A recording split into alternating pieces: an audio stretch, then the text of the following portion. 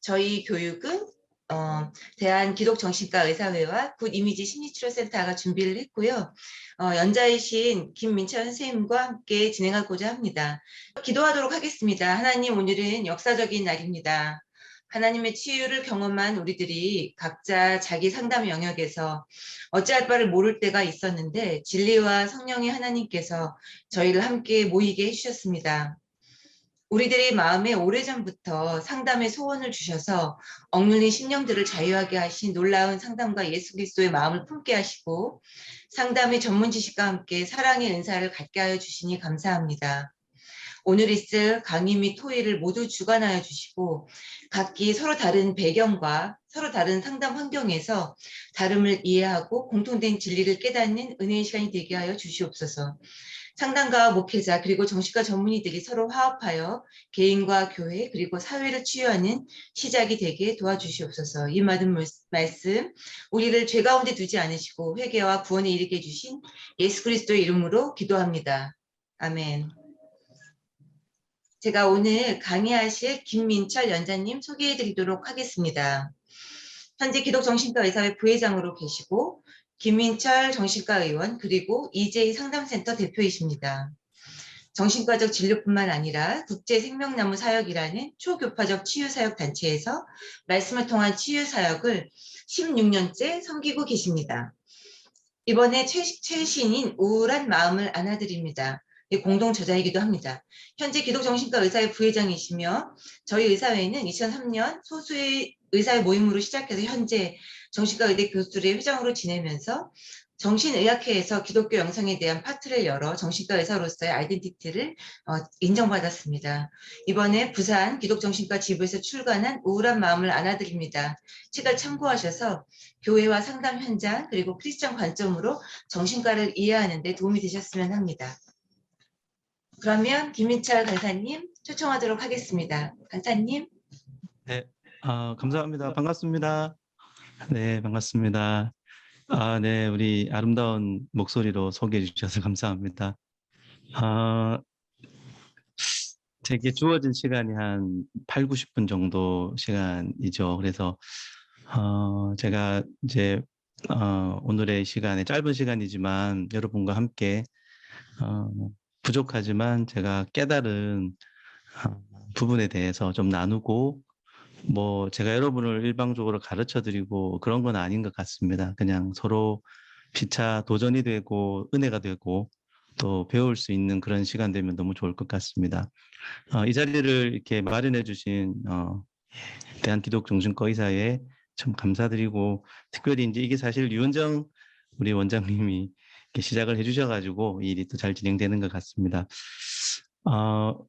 네, 소개해 주신 대로 저는 뭐 정신과 의사로는 한 20년 정도 그렇게 긴 시간은 아니고 이제 정신과 의사로 진료를 하다가 이제 제가 신앙인이니까 이 좀 목마름이 생기죠. 이제 그럴 때 제가 말씀을 통한 치유사역 단체를 이제 만나게 되면서 정신과적인 진료뿐만 아니라 어떻게 하나님의 말씀이 우리 내면 깊은 곳에 임하셔서 회복과 치유를 경험하는지를 좀 많이 경험할 수 있었던 것 같습니다. 그래서 저는 참 감사한 게 상담도 하고 치료도 하고 약도 쓰고 기도도 하고 예, 그럴 수 있어서 제게는 좀 특권이었던 것 같습니다. 그래서 그런 시간을 통해 조금 느꼈던 것들을 나누면 어떨까 싶은 생각을 가집니다.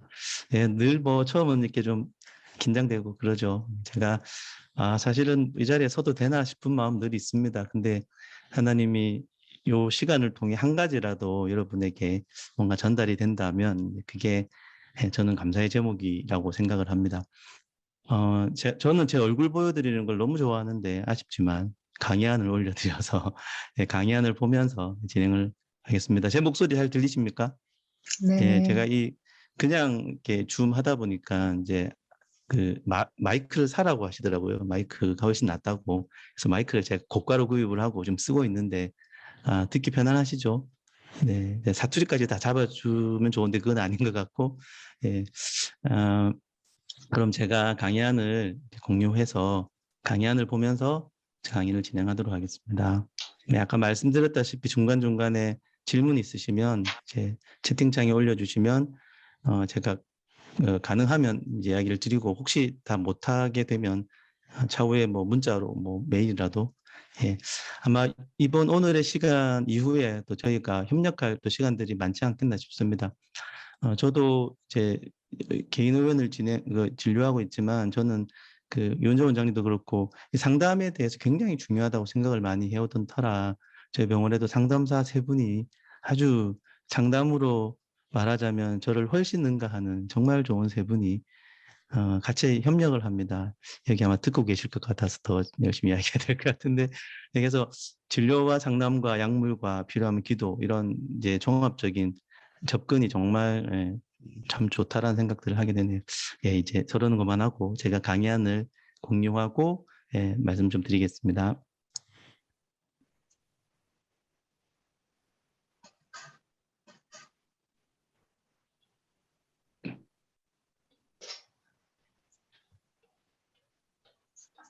이거 잘 보이십니까?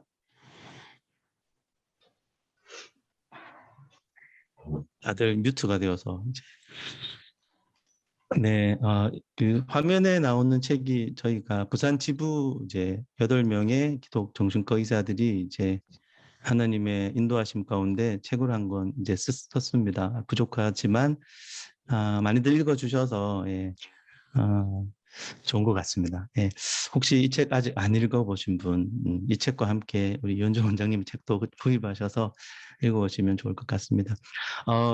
이제 기독교 관점이라는 게 굉장히 광범위하지 않습니까? 정신질환도 다 잘 모르겠는데, 기독교 관점으로 접근한다라는 게, 이게 좀 어려운 것 같습니다. 저도 이제 제가 오늘 말씀드리는 거는 그냥 여러 관점이 있겠죠. 기독교적인 복음적인 시각이라는 게 한두 가지가 아니니까 또 어떤 사람이 보느냐에 따라서 어떤 백그라운드가 있느냐에 따라서 이제 관점이 다르기 때문에 그 여러 관점 중에 한 가지라고 생각해 주시면 좋을 것 같습니다. 그래서 너무 이렇게 매서운 눈초리로 보지 마시고 웰컴하는 마음으로 또 다른 생각들이 나누어질 수 있는데 다른 건 좋은 것 같습니다. 다른 부분이 있으면 같이 서로 공부하고 깨닫는 시간 되면 좋겠습니다. 그래서 너무나 큰 복음이라는 관점이 저도 잘 다 모르고 또 여기 계신 분들이나 저나 뭐 삶의 배경과 신학적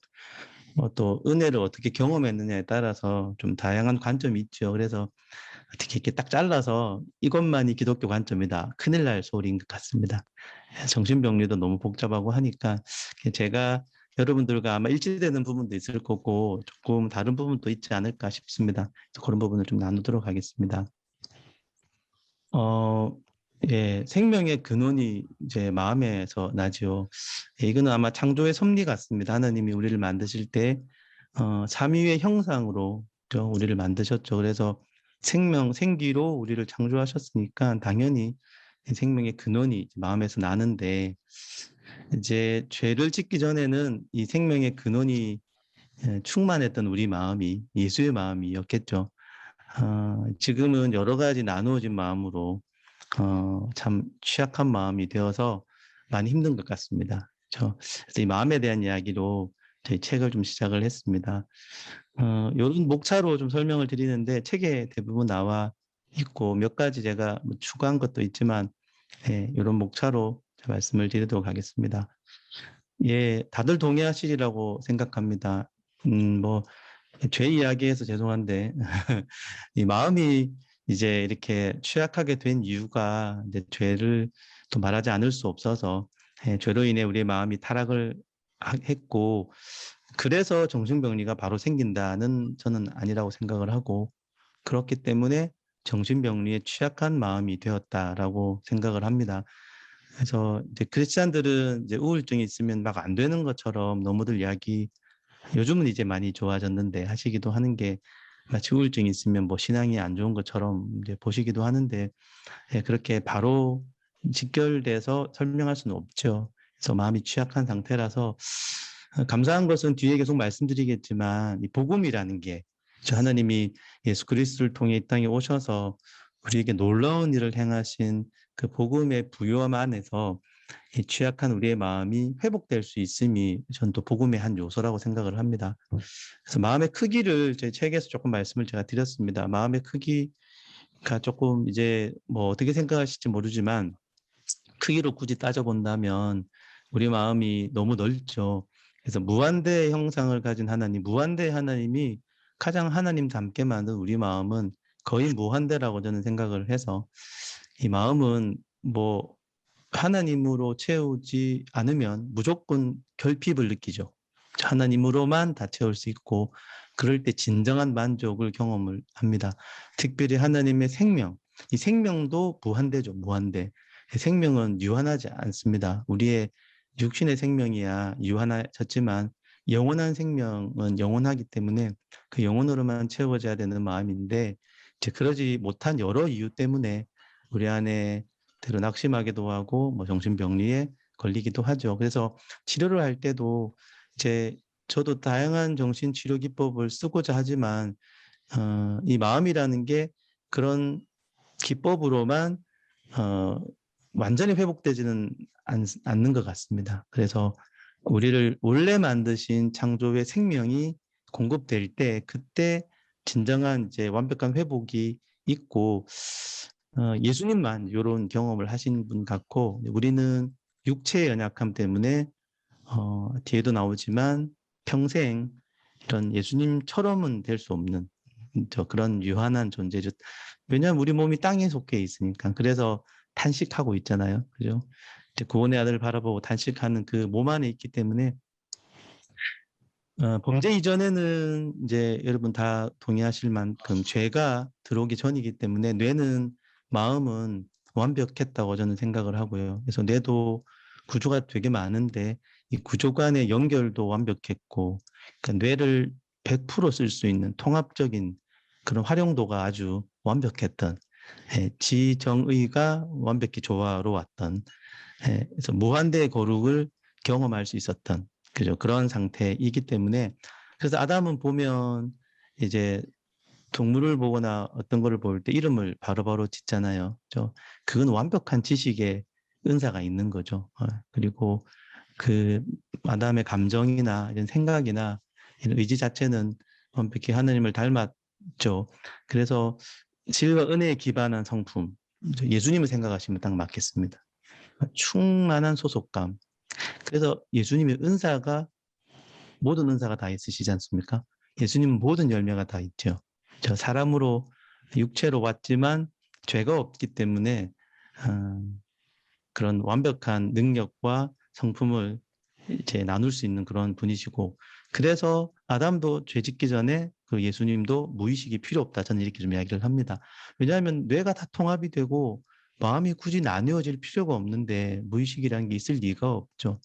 무의식이 없다라는 말은 마음이 100% 하나 될 수 있기 때문에 완벽한 기능을 쓸 수 있다. 저는 그렇게 생각을 하고 죄라는 게 파괴를 가져다 주니까 뇌 구조 간의 파괴라든지 마음에 여러 가지 방이 생겨요. 그죠?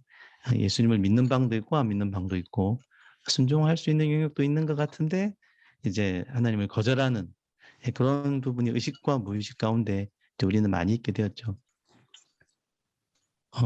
그런 아주 진짜 하나님의 형상을 고스란히 담은 우리의 이제 몸과 마음이 안타깝게도 이제 죄 때문에 이제 죽음으로 물들게 되고 이제 그러다 보니까 우리의 생각도 타락하고 우리의 감정도 타락하고 의지도 타락하고 뇌 기능도 타락하지만 감퇴하고 이제 더 이상 창조의 처음처럼 쓸 수 없는 우리 마음과 몸이죠.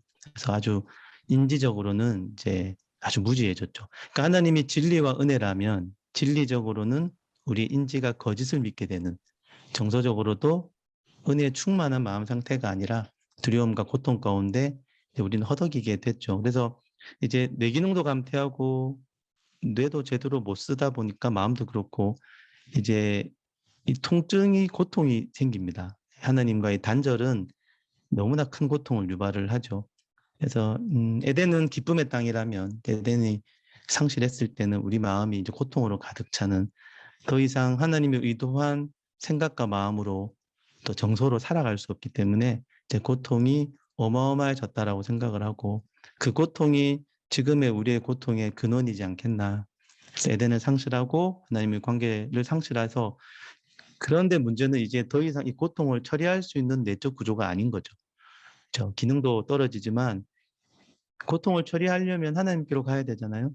그렇죠? 하나님의 말씀을 듣고 그분과 연합해야 되는데 그 길이 없으니까 혼자서 처리할 수밖에 없는 굉장히 절망적인 존재가 된 거죠. 고통이라는 측면에서 보면.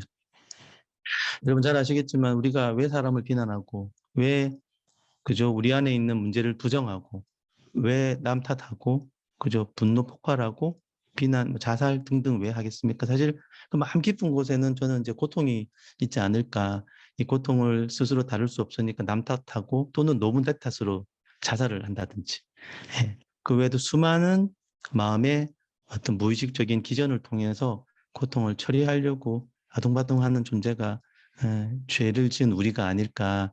감사한 게도 복음이 이 땅에 오고 나서는 이제 판도가 바뀌기는 합니다만은 처음에는 그랬던 것 같습니다. 그래서 그런 마음의 대전제가 정신과적 질병에 취약한 상태라는 생각을 하게 되고, 그래서 이제는 생명으로만 가득 찬 게 아니라 사망도 존재하죠. 그래서 우리 마음을 가만히 들여다보시면 큐티하지 않으면, 묵상하지 않으면 우리는 계속 사망으로 가잖아요. 그죠? 엔트로피 법칙입니까? 우리는 긍정적인 부분들, 생명을 공급하지 않으면 우리도 모르게 뇌의 습관처럼 계속 부정적인 대로 끌려가게 되는, 결국 그러다 보면 사망하게 되죠. 혼자 독처하게 되면 사람이, 그죠?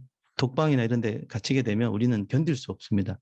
왜냐하면 외부와 관계적인 생명이 공급되지 않고는 우리는 뭐 한 달, 두 달 이상 살지 못하는 존재가 되었고, 앞에서 이제 고통을 처리하기 위해서 저는 이제 모든 무의식을 고통을 처리하기 위해서 억압했다라고 볼 수는 없을 것 같지만, 예, 또 그런 측면에서 좀 본다면 이제 죄로 인한 우리의 어두운 마음, 고통스러운 마음을 처리하기 위해 우리는 그 마음을 느끼지 않기 위해 억압이라는 기전을 통해 마음 깊은 곳에 고통스러운 모든 것을 밀어넣죠. 저는 그것이 무의식의 많은 요소가 아닐까 생각을 하게 되었습니다. 처음 경험하는 고통이죠. 아담이 하나님과의 단절을 겪고 나서 처음 경험하는 고통이죠. 사실은 그렇게 고통스러운지도 몰랐을 겁니다. 왜냐하면 이제 그 직후에 저는 무의식 안으로 고통을 밀어넣었다고 생각을 하고, 하나님의 형상으로 우리가 만들어졌기 때문에 관계가 깨어지면 우리 내적 존재가 깨어진다라고 생각을 합니다. 우리는 하나로 만들어진 형상이 아니라 삼위의 하나님이라는 관계적인 형상이기 때문에, 관계가 깨어진다라는 것은 우리의 본질의 형상이 깨어지는 것이기 때문에 이루 말할 수 없는, 그래서 어떤 데에서는 이런 고통을 애착 고통이라고 하더라고요. 애착이 깨어지면 고통스럽다는 거죠. 내면이 파괴되는 고통이기 때문에 결국 우리는 관계를 통해 또 친밀함을 통해 이런 고통을 회복해야 되는데 그럴 수 있는 길이 이제 없죠. 근데 예수님이 오셔서 그 길이 새롭게 만들어졌지만, 그래서 예수님과 함께 고통을 처리할 수 없는 상태에서 우리는 스스로, 원래 스스로 사람이 살아갈 수 없게 만들어져 있지만 이제는 하나님 없이 스스로 이 척박한 땅에서 살아가야 되는 그런 이제 존재가 되었고, 이런 근원적인 죄의 고통이 저는 유전적으로 원죄로 계속 흘러내려오는 것 같고, 그러나 할렐루야, 하나님께서 모든 이 고통의 근원되는 죄를 이미 법적으로 해결하셨다. 그래서 우리의 마음은 말씀드린 것처럼 통합된 상태로 존재하지 못하고 하나로 기능할 수 없고 분열된, 늘 여기서 얼마나 더 복음 안에 뇌와 마음이 통합되느냐가 성숙이라고 저는 생각을 하죠. 성숙될수록 뇌도 질서가 잘 잡히고 우리의 지정의가 서로 협력해서 온전한 순종으로 가는, 우리의 지식이, 생각이 진리로 가득 차고 정, 기쁨과 은혜와 사랑으로 가득 차면 그런 지정을 통해 의가 당연히 순종으로 나아가겠죠. 그러지 못하는 상태이기 때문에 우리의 이 뇌는 이제 둔해졌죠. 그래서 이렇게 좀 멍청해졌죠. 그래서 사물을 오해하기도 하고 사람의 의도도 오해하기도 하고 사물을 정확히 인지 못하죠. 어디를 의지해야 될지도 모르고요. 어떤 게 내가 써야 되는 건데 우상을 숭배하는 대상으로 바꾸기도 하고, 그러니까 우리는 무지해진 거죠. 능력도 없고, 삶의 경험을 이제 다 수용할 수 없습니다. 더 이상. 그래서 본능적으로 억압을 하고 피해버릴 수밖에 없는 상태가 되었고, 그래서 이러한 고통을 다루기 위해 무의식이 만들어진 게 아닐까. 제가 강연을 만들다 보니까 양해를 구할게. 이렇게 제가 써놓고 봐도 좀 이게 일목요연하지 못해서 좀 산만한 그런 부분이 있는 것 같습니다.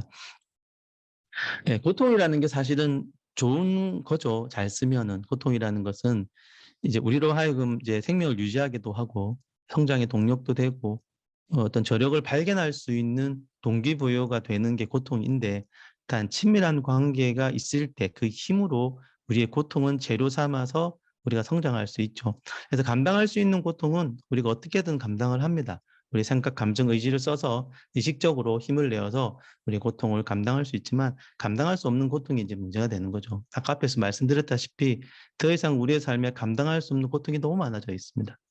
그래서 이런 것들이 의식적으로 다 담아낼 수 없어요.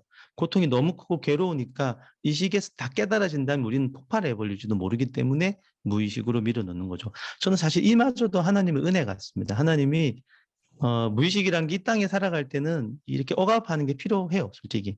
제가 이 무의식을 억압을 하지 않는 쪽에 진리가 필요하기도 하지만 평생에 이런 억압된 무의식은 다 다룰 수 없기 때문에 일부 억압해야 됩니다. 어떻게 우리가 다 이거를 의식 가운데 깨닫고 살아가겠습니까? 아무리 우리가 예수를 잘 믿어도, 그죠? 하지만 그럼에도 불구하고 이 원리는 좀 그렇게 생각이 되고, 그래서 무의식으로 억압을 하죠. 그래서 우리는 깨달아지면 너무 고통스러운 거는 많이 밀어넣고 있는 것 같아요. 그래서 우리가 살아가잖아요. 사실 우리가 근원적인 죄를 다 깨닫고 어릴 때부터 이런 충동을 깨닫고, 그죠? 그런 죄된 속성들을 다 깨달으면 우리는 여기서 아무도 못 살아갈 겁니다. 사실 그런 게 일부 깨달아지는 병이 그 환청망상 같은 거거든요. 급성기 때. 모든 게 그렇지는 않지만, 그래서 무의식 안에 있어야 될 게 툭 나와 버릴 때 사람은 현실감을 잃어버리고 되게 혼란스러워지죠. 예, 말씀드린 이런 고통이, 사망의 고통이 내 내부에 있다라는 거죠. 없으면 좋겠는데 있어요. 근데 이걸 우리가 처리할 수가 없는 거죠. 이러지도 저러지도 못하는 거죠. 안 느낄 수 없어서 느끼려고 하면 너무 괴롭고 죽을 것 같고, 왜냐하면 이거는 영원한 사망에 대한 고통이잖아요. 하나님과의 단절이니까. 하나님의 관계가 깨어지면 우리는 영원한 사망을 느낄 만한 고통이기 때문에, 근데 이게 우리 안에 있다라는 거죠. 그러니까 직면할 수도 없어요. 몰아낼 수도 없어요. 이미 내 안에 있는 걸요. 그래서 자구책을 만드는 게 무의식이라는 생각을 제가 하게 되고, 그래서 무의식은 뭐 여러 가지 여러분들 다 아시는 정의들이 있고, 무의식은 너무 방대해서 저도 다 잘 모릅니다. 그냥 제가 깨달은 부분만 말씀을 드리는 거죠. 중립적인 무의식도 많이 있습니다. 그죠?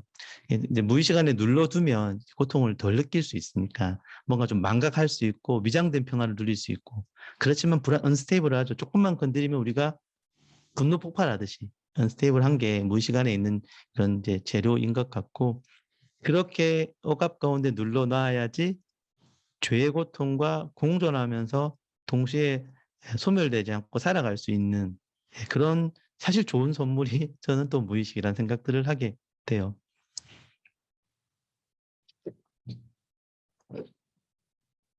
네. 본질적으로는 스스로 살아남기 위한 노력이기 때문에 사실 육적인 요소라고 보는 게 맞다고 생각을 하고요. 근데 이 땅에서 우리가 하늘 천국에 가기 전까지 육적인 요소를 다 벗을 수는 없습니다. 그래서 저는 뭐 필요까지는 아니지만 필요한 부분이 분명히 있다라고 생각을 합니다. 이제 이거를 저는 이제 여러 가지 중에 방어 기제를 좀 들어 설명을 드린 거죠. 방어 기제 다 잘 아시는데, 억압이라는 방어 기제는 이제 저런 거죠. 이게 뭐 지정학설, 죄악감, 열등감, 이런 성적인 욕구, 근친상간적인 욕구, 공격 욕구, 누구를 죽이고 싶은 것, 뭐 이런 상처, 이런 것들을 제 의식상에서 깨달을 수 없어서 이렇게 눌러놓지만, 그래서 이런 부분이 어떻게 회복된, 그래서 여러분 정신 분석 같은 걸 할 때 우리가 이런 부분을 많이 다루지 않습니까? 예, 같은 원리로 사실 억압돼 있는 여러 가지 용어로 설명할 수 있는 이런 부분들은 어떻게든 회복되는 쪽으로 가는 부분은 분명히 필요하지만 평생에 다 회복할 수 없죠. 그래서 제가 책에 그런 예를 들었습니다. 이 무의식적인 고통을 처리할 때 방어 기제를 써서 보통 처리하는데, 그런 성경적인 방법도 있지 않을까라는 생각을 하는 거죠. 그 책에 보시면 아내를 구타한 그리스도인 남편 예가 나오죠. 이 남편이 예수 믿는 사람인데 아내랑 싸우다가 아내를 구타해 버렸죠. 근데 이 남편도 너무 놀랬죠. 왜냐하면 자기가 교회 집사고 신앙이 있고 예수를 믿는데도 불구하고 분노를 참지 못해 아내를 구타를 한 거니까 그날 하루 너무 괴로운 마음으로 기도했죠. 근데 하나님이 주신 마음 같아서 회개를 하고 퇴근길에 아내에게 꽃을 선물을 사주면서 화해를 또 요청을 했습니다. 이렇게 기도하고 회개하고 아내에게 선물을 사준 이 행동이 과연 진정한 회개일지 방어 기제인 취소일지에 대한 내용을 제가 적었죠. 예를 하나 든 겁니다. 그죠? 답은 뭐죠? 그 남편은 정말 진정으로 기도하고 회개를 했을까? 아니면 방어 기제인 취소를 했을까라는 거죠. 그 답은 뭐죠? 겉으로 보면 모른다였습니다. 그죠? 그냥 보면 회개인 것 같기도 하고 취소인 것 같기도 한데 삶을 쭉 들여다보면 이제 그때서야 알죠. 회개를 했다면 회개에 합당한 열매가 맺히게 되어 있고 취소라는 것은 회개가 아니기 때문에 취소에 합당한 열매는 반복 강박이 되죠. 반복해서 또 그럽니다. 그렇죠? 회개와 취소의 차이는 뭐죠? 무의식적인 레벨의 차이가 있죠. 겉으로 드러나는 행동은 비슷해 보입니다. 그래서 행동만 가지고 경건의 모양은 있을지 몰라도 경건의 능력이 없다라는 것은 마음 깊은 곳의 중심의 문제죠. 근데 회개는 중심부터 변화합니다. 그러니까 하나님이라는 인격적인 만남이 인격이라는 게 지정의가 다 바뀌어야 되잖아요. 하나님을 만났을 때 행동만 바뀌고 감정만 바뀌고 사고만 바뀌고 그럴 수가 없어요. 원래 하나님 제대로 만나고 하나님과의 만남이 완성이 되면 지정의가 다 변화, 트랜스포메이션을 일으켜야 되는데 취소는 뭐냐면 깊은 차원의 무의식적인 생각이나 중심은 안 바뀌는 거예요. 그러니까 행동만 바꾸니까 뿌리가 그대로 있으니까 계속 행동만 반복해서 강박적으로 또 하게 되는 거죠. 취소라는 행동은 이 방어 기제는 무의식적인 방어 기제인데 혼자 하는 거죠. 그렇죠? 근데 회개는 혼자 할 수 없습니다. 하나님이 중심으로부터 변화를 주셔야만, 그렇죠? 회개케 하는 마음을 주셔야만 성경에 나오죠. 회개케 하는 마음을 주실 때 하나님의 은혜로 회개하는 거고 취소는 사람의 육적인 노력인 거죠. 그래서 저도 오늘 아마 취소를 했을 겁니다. 제가 늘 회개하는 사람은 아니죠. 그리고 늘 회개할 수도 없습니다. 죄송한데 제가 볼 때는 그렇습니다. 예, 너무 그렇게 하려고 하는 것은 자칫 일상이 안 되거나 자칫 율법주의에 빠질 수도 있다고 생각은 하지만 우리가 계속해서 취소 행위보다는 회개로 가는 게 맞다고 생각은 합니다. 하지만 그 과정 속에 우리가 누구나 있기 때문에 취소를 완벽하게 하지 않는 사람 세상에 없어요.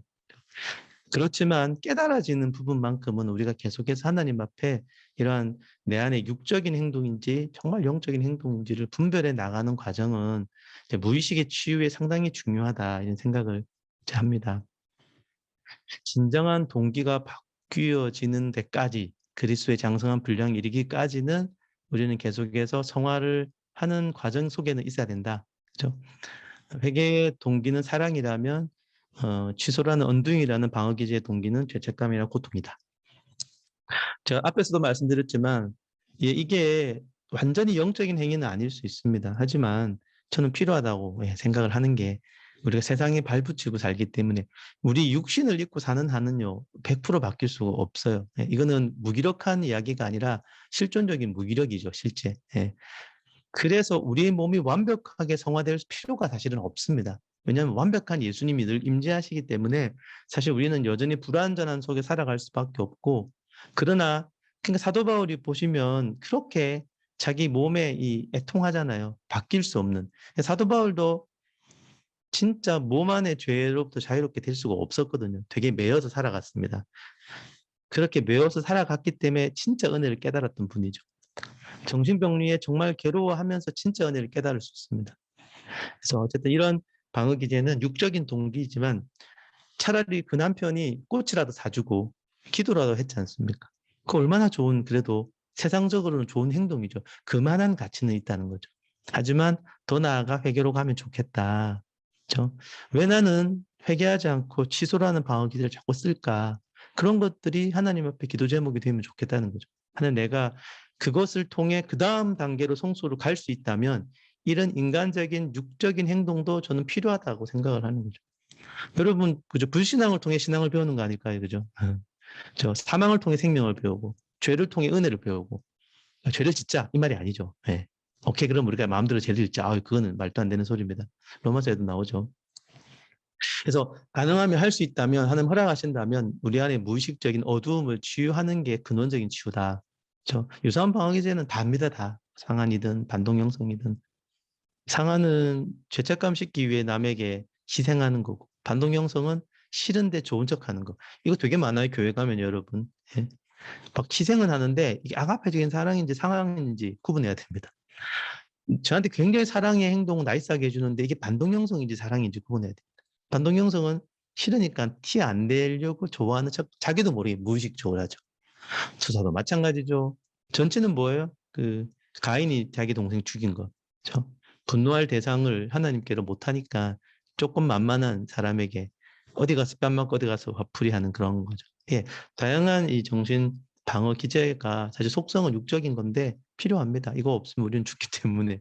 하지만 반복해서 우리의 삶의 문제를 일으키고 하나님이 깨닫기를 원하시는 이런 무의식적인 영역들은 좀 드러내는 게 필요하다는 생각이 들고요.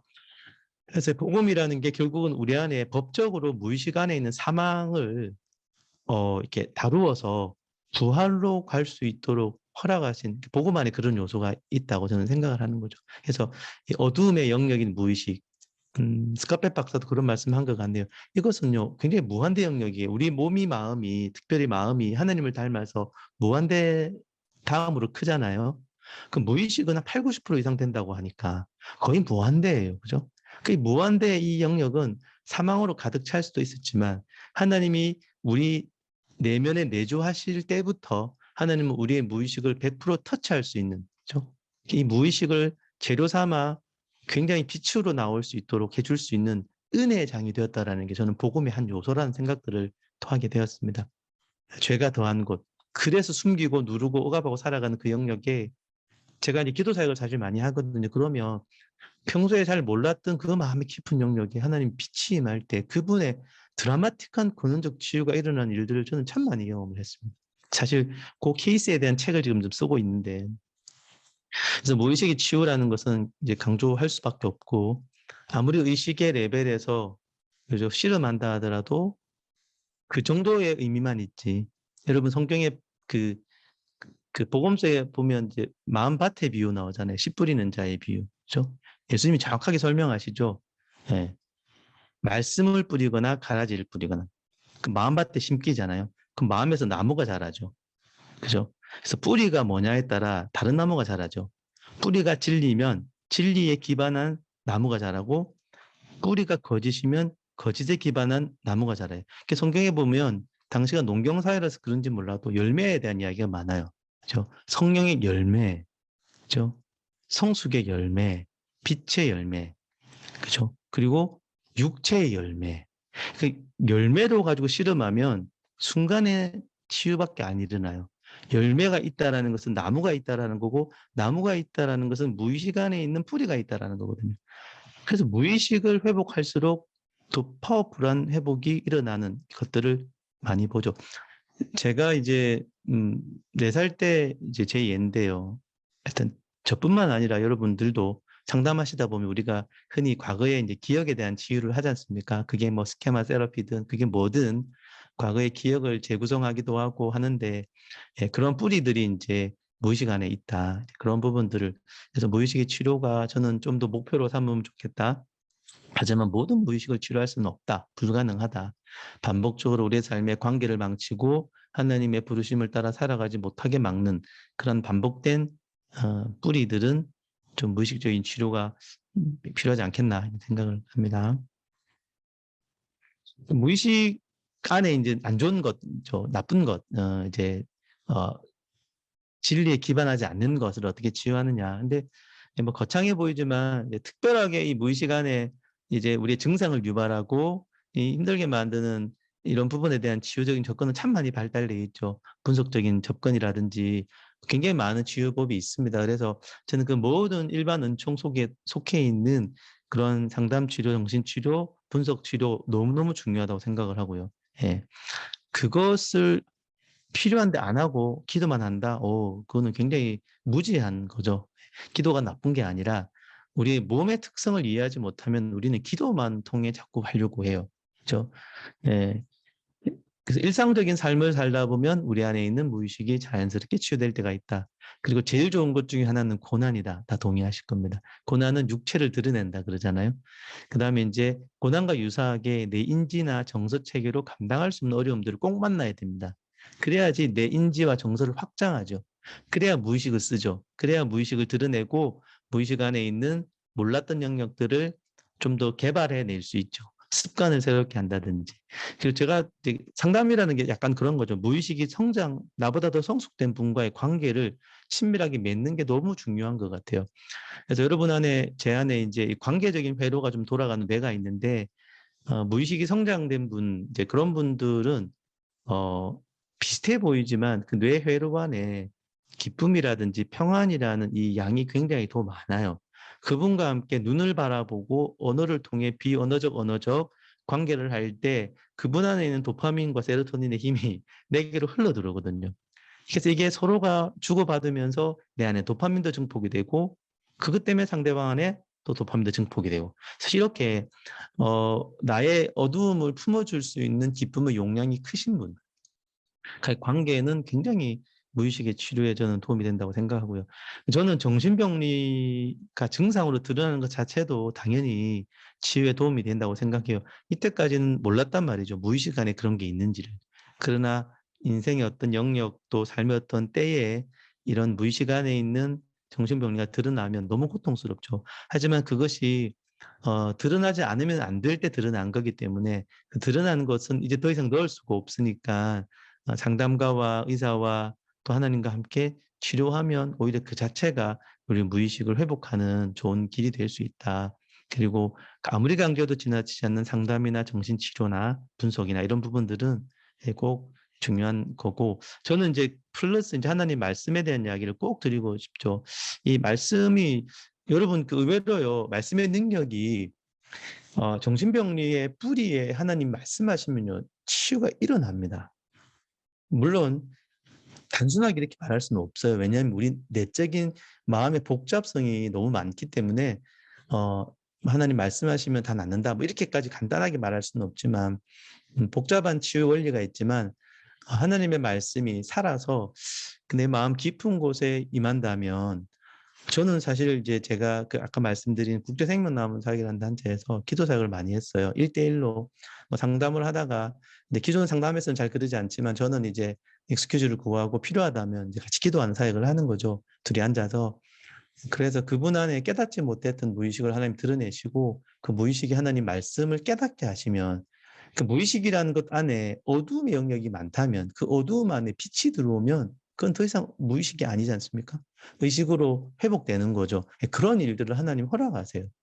그래서 그렇게 치유를 받고 그분도 놀라고 저도 놀라고 저는 치유사역하면서 믿음이 엄청 살았습니다. 전 처음에요. 제가 정신과 의사이기 때문에 처음에 잘 안 믿어져요. 저렇게 기도한다고 저게 저렇게 우울증이 낫나? 믿어지기가 힘들죠. 제 삶의 경험이 저를 이렇게 막아내는 거죠. 근데 이래저래 놀라운 일들을 경험하면서 이제는 기도 사역을 하거나 하나님이 무의식에 임하면 하나님 안 임할 수가 없으세요. 그분은 임마누엘이시기 때문에 절망 가운데 임하시기를 기뻐하시니까 내담자에게 늘 임하시는 것을 보고 경험을 하거든요. 늘 임하시고 늘 말씀하신다고 해서 치유가 늘 원하는 만큼 일어나지는 않습니다. 그는 마음의 복잡성에 또 여러 가지에 관계된 그 이유가 있지만 하나님의 임재는 단 한 번도 우리를 거절한 적이 없기 때문에 다음에 기회가 되면 하나님 말씀이 어떻게 우리의 무의식을 치유하는지를 좀 나눌 수 있는 사실 이런 데 대한 세미나가 다음 주부터 진행이 되기는 합니다. 혹시 궁금하시면 저기 문의하시면 제가 안내해 드리겠습니다. 자, 정신병리의 이제 원인은 이제 굉장히 많이들 다 아시고 있는 그죠? 뭐 유전적인 원인이라든지 상처, 결핍, 뭐 트라우마 그죠? 그런 것들 또 뇌의 문제들 이런 것들 다 좀 넘어가도록 하겠습니다. 저는 이제 아이가 자랄 때 태어나서부터 아까 고통이라는 우리가 키워드로 접근을 했잖아요. 그러니까 인생은 고통이고 아이는 울면서 태어나고 이 아이가 자라가면서 이 인생의 고통을 어떻게 처리하는지를 배워나가는 게 또 하나의 과정이지 않습니까? 그래서 고통을 잘 처리하는 걸 배우면 그 아이는 커서 또는 어릴 때부터 기쁨과 평안이 넘치겠죠. 인격 안에 기쁨과 평안이 메인이 되는 인격, 예수님의 인격이죠. 그것은 고통을 느끼지 않아서 만들어지는 게 아니라 고통을 느꼈을 때 어떻게 긍정 감정, 기쁨, 평안으로 돌아오는지를 양육자와 함께 비언어적인 관계를 통해 도파민 사이클, 세로토닌 사이클을 돌려서 그 아이가 점점 그 마음 안에 기쁨과 평안과 이런 힘이 만들어지는 그 성장 사이클이 있거든요. 우울증이 여러 가지로 설명할 수 있지만 우울증은 우울한 데서 기쁨으로 못 돌아오는 병이거든요. 왜요? 돌아오는 회로가 약해서 그래요. 회복 탄력성일 수도 있어요. 우울증은 빨리 돌아올 수 있는 내적인 힘이 있으면 돌아오면 되는데 그게 돌아올 수 없을 때 우울에 고착되잖아요. 불안해서 평안으로 돌아올 수 없을 때 그 불안에 고착되죠. 그러니까 기쁨과 평안으로 돌아가지 못하는 상태가 되도록 특별히 만 3세 또 그 이후에 그러니까 이런 거죠. 아이가 울면 엄마가 달래주는 게 뭐예요? 고통에서 기쁨으로 돌아오는 거거든요. 아이가 넘어지면 엄마가 안아주는 것, 엄마가 대화해주는 것, 품어주는 것 다 뭐예요?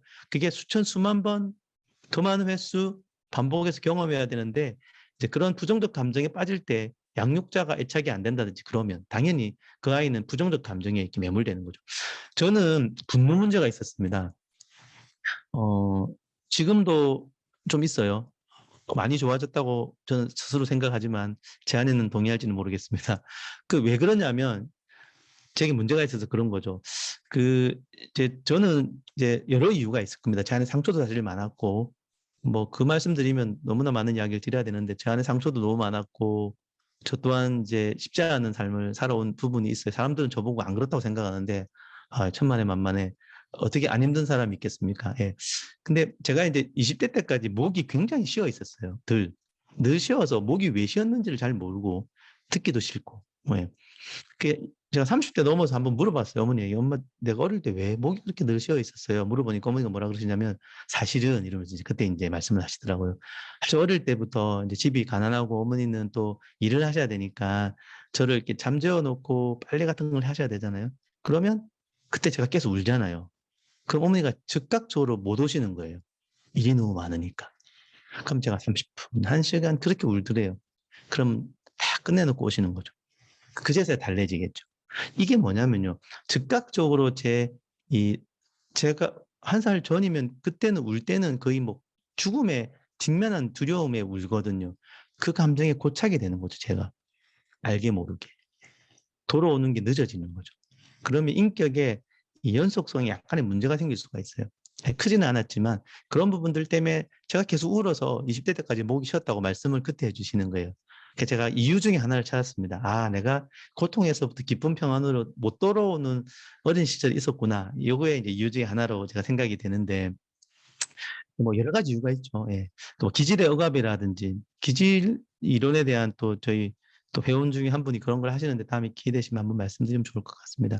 마땅히 자라야 될 기질이 억압된다든지 자기답게 크지 못할 때 당연히 이런 일들이 생기겠죠.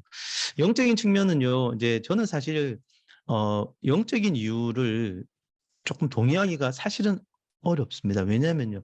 우리가 영적인 이유로 우울하다는 걸 가만히 들여다보면요. 혼적인 이유예요. 왜요? 영적인 거든 뭐든 혼으로 자꾸 이해를 하기 때문에. 그렇지만 우리가 이제 통칭해서 영적인 이유가 있다라고 이야기를 하죠. 그래서 영적인 이유로 우울증이 왔다. 굉장히 조심스러운 접근이죠. 너 왜 회개해? 그러지 않으면 계속 우울할 거야. 그렇게 말하면 가능컨대 안 되죠. 예. 그렇지만 이제 죄의 결과로 취약한 상태가 되었다라고까지는 충분히 이야기할 수 있겠고요. 하지만 죄의 결과로 정신병리가 올 수 있는가에 대해서 일부 예스라고 제가 조심스럽게 말씀을 드립니다. 이거 오해하시면 안 됩니다. 딱 녹음해 둘 테니까 예, 죄 때문에 우울하다가 아니라 일부 요럴 때는 우리 안에 약간 죄랑 연관될 수 있다라는 이야기를 꼭 드리고 싶어요. 그게 뭐냐면 여러분 그 성경에 보면 죄에 대해서 이제 야고보서에 보면 발단 단계가 있습니다. 그죠? 죄가 만들어지기 위해서는 미혹받아야 되고요. 욕심이 있으면 미혹받고 그걸 품고 있으면 나중에 죄가 만들어지는. 그러니까 죄가 만들어지기 위해서는 미혹을 받고 시작점이 있다라는 거거든요. 그래서 그게 이제 무의식이라고 저는 생각을 해요. 무의식 안에 죄라는 것은 행위적인 결과로 보이지만 행위 그 이전에 있는 생각과 동기까지 이제 죄가 시작될 때 그게 행동으로 나오는 거죠. 네, 그렇죠. 근데 자, 이럴 경우는 우리가 우울하면 조금은 더 영적인 이유를 찾아봐야 된다고 생각하는 게 이거예요. 어, 여러분, 우리가 내가 나를 생각할 때 나는 참 사랑스럽지 않아.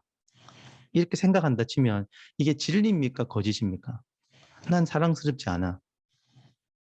여러분에게는 진리일 수도 있겠네요. 근데 내가 사랑스럽지 않다라는 건 거짓말입니다. 왜요? 하나님은 동의 안 하시기 때문에. 하나님은 나를 사랑스럽게 보시거든요. 그럼 난 사랑스러운 거예요. 왜? 하나님으로 보는 눈으로 내가 나를 보는 게 사실 정답이죠. 100% 그러기는 힘들지만. 그런데 만약에 저는 어떤 사람이 난 사랑스럽지 않아 라고 믿고 있어도 우울증이 발생되지 않는 분이 있어요. 그냥 난 사랑스럽지 않아 하고 넘어가요. 그분은 안 우울해. 우울증 아닙니다. 근데 어떤 분은요. 난 사랑스럽지 않아라는 생각 때문에 우울해지세요. 자, 이 거짓을 믿고 우울해졌죠. 그럼 이것은 영적인 원인으로 좀 보기도 합니다. 왜요? 하나님의 진리에 동의하지 않아서 생기는 우울증이니까. 이해가 되시나요? 그렇죠? 어떤 생각도 우울증을 유발하기도 하고 유발하지 않기도 하거든요. 그래서 모든 영적인 원인을 그렇게 볼 수는 없어요. 왜냐하면 그 사람은 다른 이유도 있거든요. 생물학적인 원인도 있고, 그죠? 스트레스도 있고 여러 가지가 있는데 단순히 난 사랑스럽지 않아 라는 생각만으로 우울증이 만약에 생긴다면, 그죠? 그렇다면 그분은 그 생각을 회개해야 될 수도 있습니다. 왜냐하면요. 회개라는 어원이요. 내가 믿는 거짓말을 진리로 바꾸는 거예요. 내가 믿는 거짓된 생각을 진리로 바꾸는 것을 메타노이아 회개라고 합니다. 회개는요, 울고불고 행동 바꾸는 게 회개가 아니에요. 행동 이전의 동기부터 바꾸는 게 회개의 완성입니다. 예. 근데 행동 이전의 동기인 생각이 거짓을 믿고 있다? 그 거짓은 주님 보실 때 거짓이다. 그러면 내가 사단의 속임에 거짓을 믿고 우울해지는 거라면 영적인 원인일 수 있다는 거죠. 오해가 없으시기 바랍니다. 저는 이제 약간 이렇게 표현하면 너무 도발적인데요. 정신병리는 하나님의 신실함의 결과다. 뭐 이렇게 제가 이제 물음표를 쳤습니다. 그냥 이렇게 제가 관심을 끌기 위해 했었고요. 왜 그러냐면 이런 이유로 그렇습니다. 성경적 세계관이라는 것이 심은 대로 거두는 거거든요. 하나님 말씀을 심으셔서 이 땅이 만들어졌잖아요. 그렇죠? 가라지를 심으면 가라지가 납니다. 모든 게 시작과 끝으로 설명할 수는 없지만 큰 우리 기독교적인 세계관도 천지 창조부터 마지막까지 있잖아요. 시작이 있으면 끝이 있거든요. 그래서 하나님이 우리 이 땅에 만드시는 원리를 보면요. 이런 게 되게 많아요. 심은 대로 거두는 원리. 중력도 마찬가지죠. 여러분 중력이 참 좋은 거지 않습니까? 지금 중력이 사라지면 우리는 우주로 빨려 나가죠. 중력이 있어서 우리는 건물도 짓고. 근데 여러분 중력이 무조건 다 좋습니까? 아니죠. 고충에서 뛰어내리면 다치지 않습니까? 그러면 내가 고충에서 뛰어내려 다쳤어요. 그럼 우리가 하나님 비난할까요? 어떻게 하나님 중력을 만드셔가지고 나로 하여금 다치게 하십니까? 라고 비난할 수 없어요. 하나님 필요해서 삶의 원리를 주셨는데 그 원리가 심고 거두는 법칙이라면 우리가 우울의 원인을 심어버리면 우울할 수 있는 거예요. 그건 하나님의 창조 질서잖아요. 그런데 우울증이 생겼다고 하나님을 비난할 수는 없다라는 거죠. 하나님 우울증을 주시는 분이 아닙니다. 어느 누가 자기 자녀에게 우울증을 줘가면서까지 레슨을 줍니까? 저도 우리 아들한테 안 그럴 것 같아요. 그냥 우리가 하나님 뜻대로 안 살아서 우울해질 수도 있죠. 그럼 하나님 그 우울을 쓰셔서 우리를 회복시켜 주시고 배우게는 하실 수는 있지만 하나님께서 우리에게 우울증을 옜다. 그래서 많은 분들이 하나님이 자기에게 우울증 줬다고 생각하는 분들이 많잖아요. 그죠? 감사한 것은 이런 중력의 원칙도 비행기라는 부력의 원칙을 통해 부력 맞습니까? 예, 하여튼 날아오를 수 있게 해주시듯이 우리가 사실 심은 대로 거두는 원칙에 속해 있으면 우리는 절대 구원 못 받죠. 죄를 지었으면 사망으로 가야 되는데 예수님이 대신 비행기로 우리를 구원해 주셨죠. 그래서 만약에 우울증이 생긴 게 이런 심은 대로 거두는 법칙 때문에 생겼다면 하나님을 비난할 게 아니라 우리를 다시 날아오르게 하실 하나님의 그 은혜를 경험해서 회복하는 쪽으로 가는 게 그게 하나님이 원하시는 겁니다. 이런 생각들을 많이 하시죠. 영적인 것과 그 외의 것은 별개로 보는. 기도는 거룩하고 상담은 인본주의다. 그러니까 인본주의적인 상담이 있어요. 여러분들 잘 아시죠? 근데 저는 그래서 이게 너무 좀 또 도발적인 이야기인가요? 좀 인본주의적으로 상담을 처음에 좀 하면 또 어때요? 왜냐하면 과정상 처음에는 그럴 수 있다고 생각을 좀 하거든요. 물론 우리 믿는 그리스도인들은 결국은 이제 영적으로 진리에 기반해서 상담하는 게 맞지만 그래서 기도는 무조건 거룩하다. 그렇게 볼 수 없다는 우리가 다 동의하실 겁니다. 기도와 말씀만이 하나님의 방법이다? 당연히 아니죠. 당연히 아니죠. 그럼 모든 예수 안 믿는 의사들은 다 없어져야 됩니까? 정숙하던 질병 영적인 문제다. 신앙이 약한 증거다. 거의 그렇지 않다고 그랬죠. 그런 부분이 있겠죠. 있겠죠. 아까 말씀드린 그런 부분은 그렇고요. 여러분 엘리야 제가 요즘 많이 예를 드는데 엘리야는 아마 대부분 동의하시는 게 우울증으로 이렇게 죽기를 구했던 때가 있잖아요. 그죠?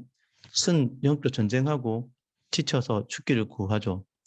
그 엘리야만큼 그 저희 문은수 선생님이라고 저희 같이 함께 하시는 분은 조울증으로도 보세요. 그러니까 그 능력을 행할 땐 조증이고 이렇게 우울할 때는 우울증. 이렇게 굉장히 일리가 있다고 생각하는데 어쨌든 조울증이든 우울증이든 그러한 정신병리를 가지고도 엘리야는 역사상 그런 선지자는 없었지 않습니까? 그래서 영적인 정신병리가 있다고 해서 바울은 왜 또 안 우울했겠습니까? 그래서 신앙이 약한 증거로 이 꼴을 놓을 수는 절대 없습니다. 정신과정 치료받는 것은 비신앙적이다. 비신앙적으로 받을 수도 있지만 우리는 신앙적으로 치료를 하고 상담을 하죠. 저희 책에 보면 부산 장신대 전 총장님의 예가 있습니다. 그분이 공황장애라고 본인이 다 말씀을 하셔서 그분은 공황장애로 제게 오셔서 약물 치료하면서 공황장애 많이 좋아지셨는데 그분은 떳떳하게 그 이야기를 하고 다니세요.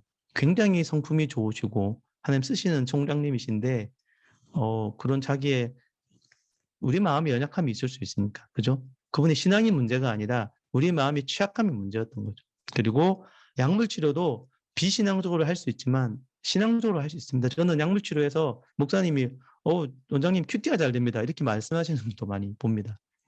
왜냐하면 뇌를 계속 잡아주니까 예, 그렇게 해서 육신을 좀 든든하게 해줄 때 얼마든지 약물을 통해서 우리 안에 이런 것을 다룰 수 있는 거죠. 정신증은 귀신 들림이다. 또 그런 분들이 아직도 많이 있는데 제가 오늘 시간이 되면 그것도 조금 이따 이야기를 드리도록 하겠습니다.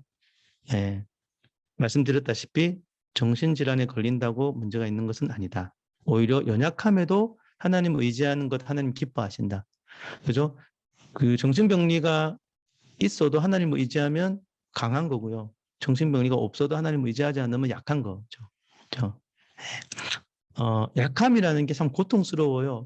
사실 정신병리로 30년씩 고통받은 분에게 함부로 말하기 힘듭니다. 그분은 아무리 우리가 신앙적인 이야기를 해도요, 받아들이기가 힘들어요. 너무나 고통스러운 그 감각 때문에, 그 삶의 역경 때문에 약한 게 좋아, 웃기지 마라고 말씀하실 수도 있습니다. 그래서 그런 분에게 함부로 이렇게 말하기는 힘들지만, 약할 때 강함된다라는 게 저는 정신병리에도 통한다고 생각을 하는 거죠. 그래서 은혜 통로가 된 신앙의 약한 그 정신병리를 가지고 계셨던 신앙의 위인들이 많습니다. 그죠?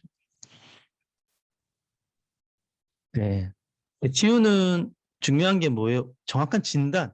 꼭 MRI를 찍어보고 초발은요. 그러니까 피검사도 하고 이런 걸 다 하셔야 됩니다. 그냥 딱 보고 우울증이네 해서 상담으로 바로 들어가시는 것은 별로 안 지혜롭습니다. 왜냐하면 이유가 너무 많거든요. 그렇죠? 몸에 이상일 수도 우울해지고요. 뇌에 무슨 문제가 있어도 우울해질 수도 있기 때문에 정확한 진단적인 검사를 하시고 그 원인을 찾아서 맞는 치료를 해야죠. 그래서 필요하다면 약물 치료를 메인으로 하기도 합니다. 이 사람은 생물학적인 이유가 많네? 그럼 약물 치료를 더 해야죠. 근데 생물학적인 이유도 있지만 이게 관계적인 이슈가 있네? 그럼 상담을 더 해야죠. 저는 생물학적 치료를 많이 베이스로 깝니다. 그렇게 많이 심하지 않아도 전 약을 좀 먹기를 권해드려요. 그러나 잘 권해드리죠. 네, 필요하면 정신치료는 당연히 하고 상담도 하셔야 되고 그 조현병뿐만 아니라 급성기 증상일 때는 입원 치료를 굉장히 권하죠. 그래서 입원 치료는 그런 치료를 권함을 받는다면 무조건 필요하기 때문에 권해주는 거니까 꼭 좀 입원하시라고 말씀드리고 제가 입원을 그렇게 권유했는데 입원하지 않고 기도원에 기도하다가 치료 시기 놓친 분 꽤 보죠. 여러분도 보실 겁니다. 그죠? 그래서 꼭 제가 이런 이야기를 하고 영적인 접근도 할 수 있죠. 당연히 할 수 있는데 이제 저는 이것도 조금 조심스럽다라는 생각을 하죠. 그래서 영적 접근을 먼저 할지 일반적인 치료적인 접근을 먼저 할지 전 경우에 따라 둘 다 가능하다고 생각해요. 뭐 바로 그냥 기도 사역을 하시는 분도 있겠고요. 바로 뭐 심리 상담을 하시는 분도 있겠고. 근데 저는 이제 기도를 통해 회복되는 게 좀 이상적일 수 있다면 현실적으로는 약물 치료부터 하고 기도하기를 권해드립니다. 그게 좀 더 저는 효과적이다는 생각들을 많이 하게 돼요. 특히 정신병리가 심한 분들은 진단이 중요하기 때문에 꼭 병원에서 일단은 좀 진단 및 치료적 접근을 하고 그 다음에 상담이 필요할 때는 이제 상담으로 연결을 해서 하고 그리고 이제 영적인 부분에 대한 터치가 필요하다면 또 그런 부분들에 대해서 또 하는 게 좋은데 가장 저차원인 몸부터 치료하는 게 저는 중요하고 기도부터 먼저 하는 것이 정말 나쁜 건 아니에요. 기도부터 먼저 할 수 있죠. 특히 믿는 사람들은 하지만 지혜가 필요한 건 분명한 것 같습니다. 좀 이따 말씀드릴지 모르겠는데 그 환청에 있는 분들을 이제 이전에 귀신 들림으로 오해하셔가지고 교회에서 축사부터 먼저 하셨던 적이 꽤 많죠. 근데 여러분 그런 분들이 이제 급성기 증상일 때는 피암 시성이라고 해서 예수 이름으로 귀신을 쫓아내는 사역을 당하면 그분은요 없는 귀신도 들렸다고 믿게 됩니다. 왜냐하면 축사를 하면 목사님이니까 신뢰할 만한 대상인데 축사를 하니까 내 안에 귀신이 있구나라고 믿어버리는 거죠. 그게 거짓말을 믿게 되는 거기 때문에 오히려 그것이 귀신의 발판이 되기도 해요. 그 진리냐 아니냐가 중요하거든요. 그죠? 그래서 우선 상담하는 것도 그러니까 기도하는 것도 조심스럽다. 약물 치료 중요하죠. 왜 우리는 몸으로 있고 몸이 결코 영과 혼을 분리해서 생각할 수 없기 때문에 그죠? 예. 믿음으로 약물 치료를 하시라고 보내드리죠. 예. 감기가 있고 가래가 있으면 약 드시면서 그죠? 불안한데 약도 안 드시고 막 정신에 관계된 것은 뭔가 약을 먹으면 더 안 될 것 같고 물론 조심스럽죠. 약도 잘 써야 된다고 생각을 합니다. 약물은 하나님 원래 의도한 대로 회복되는데 도움이 되지 않느냐 저는 그런 생각을 하고요. 그리고 약물 치료를 잘하고 하면요 오히려 기반을 잘 다듬어서 이제 영적 치유로 잘 이어갈 수 있도록 이제 안정이 되니까 이제 남아 있는 심리적 영적 이슈를 다룰 수 있는 거죠. 약물 자체가 영적 흥숙을 만들지는 않지만 뇌와 육체를 도와서 영적인 삶을 살 수 있도록 도와줄 수 있다. 영적인 치유는 사실은 제가 제일 강조하고 싶은데요. 이제 오늘은 이제 전체 부분 중에 일부분이니까 하나님의 아들의 음성을 들을 때가 오나니 이때라 듣는 자는 살아난다라고 성경이 명시하는 게 너무 많습니다. 살아나는 그 하나님의 음성을 진리를 깨닫는 그런 치유가 필요한 것 같아요. 그렇죠? 아까도 앞에서 말씀을 좀 드렸다시피 무의식안에 좀 경험될 수 있도록 영적인 치유는 기회가 되면 꼭 좀 건강한 접근을 배우실 수 있으면 너무 좋을 여러분들 다 아마 하고 계신 분들도 많으실 것 같습니다. 제가 좋아하는 말씀입니다. 이제 말씀이 육신된다. 이게 사실 말씀은 육신되지 않거든요. 원래는 말씀은 육신될 수 없어서 우리가 지옥 가잖아요. 근데 예수님이 말씀이신데 영이신데 육신이 되셔서 예수님을 오셨죠. 그분은 은혜와 진리가 충만한데 이분의 앞서가신 길 때문에 우리가 예수를 믿으면 우리 안에도 예수님이 왕으로 좌정하시죠. 그분을 우리가 왕으로 섬겨드리지 않아서 문제지 그분은 우리의 영에 주와 합하는 자는 한 영이기 때문에 우리 안에 딱 하나됨으로 붙어 계세요. 더 이상 하나님과 친해질 수가 없어요. 원래는. 정말 한 영으로 붙어 있어요. 이 한 영이라는 것이 뗄 수 없는 관계죠. 부부 관계보다 더. 그래서 정신병리가 아무리 많아도 우리 정신병리와 무의식 간에 하나님 임재는 이미 충만해요. 그걸 경험하고 누리는 것이 문제죠. 그게 안 돼서 우리는 하나님 나를 버린 것 같다고 오해를 할지는 몰라도 이미 우리 안에 주의 영이 거하면은 더 거할 영이 없어요. 이미 우리에게 모든 충만을 다 주셨기 때문에 우리 내면에 예수를 믿는다면 우리는 전부를 가졌다고 하잖아요. 그래서 정신병리가 사실은 하나님의 그 임재와 은혜에 비하면 정말 무한대분의 1이에요. 사실은. 근데 우리가 육체를 입고 살아가니까 너무 힘든 건 맞아요. 하지만 하나님의 은혜적인 측면에서 보면 정신병리가 아무리 많아도 사실 하나님 입장에서는 우리가 이 땅에서 풍성하게 살고 평안하게 살기를 원하시는 마음이 있기 때문에 안타까워하실 수 있겠지만 그래서 저는 이 인생이 100년이 너무 감사해요. 여러분 그 정신병리가 너무 심한 분들 50년, 60년씩 정말 시달리고 살아가는 분을 우리가 보지 않습니까? 그러면 그분에게 정말 이거 무슨 말씀을 해드려야 될지. 근데 아무리 고통스러워도 저는 100년으로 마친다는 게 그 이후에 영원은 완전히 다른 삶을 살죠. 그래서 저는 이제 달란트 비유를 좀 생각합니다. 정신병리가 너무 많아서 달란트가 마치 없어 보이고 그냥 이렇게 어렵게 살아가는 것 같지만 저는 그것이 그분이 그 정신병리를 안고 살아가는 것만으로도 충분히 달란트를 썼다고 생각을 해요. 그래서 하나님이 그분이 천국에 왔을 때 하나님 칭찬하실 겁니다. 저는 그렇게 믿게 되더라고요. 왜냐하면 이 땅에는 불공평하죠.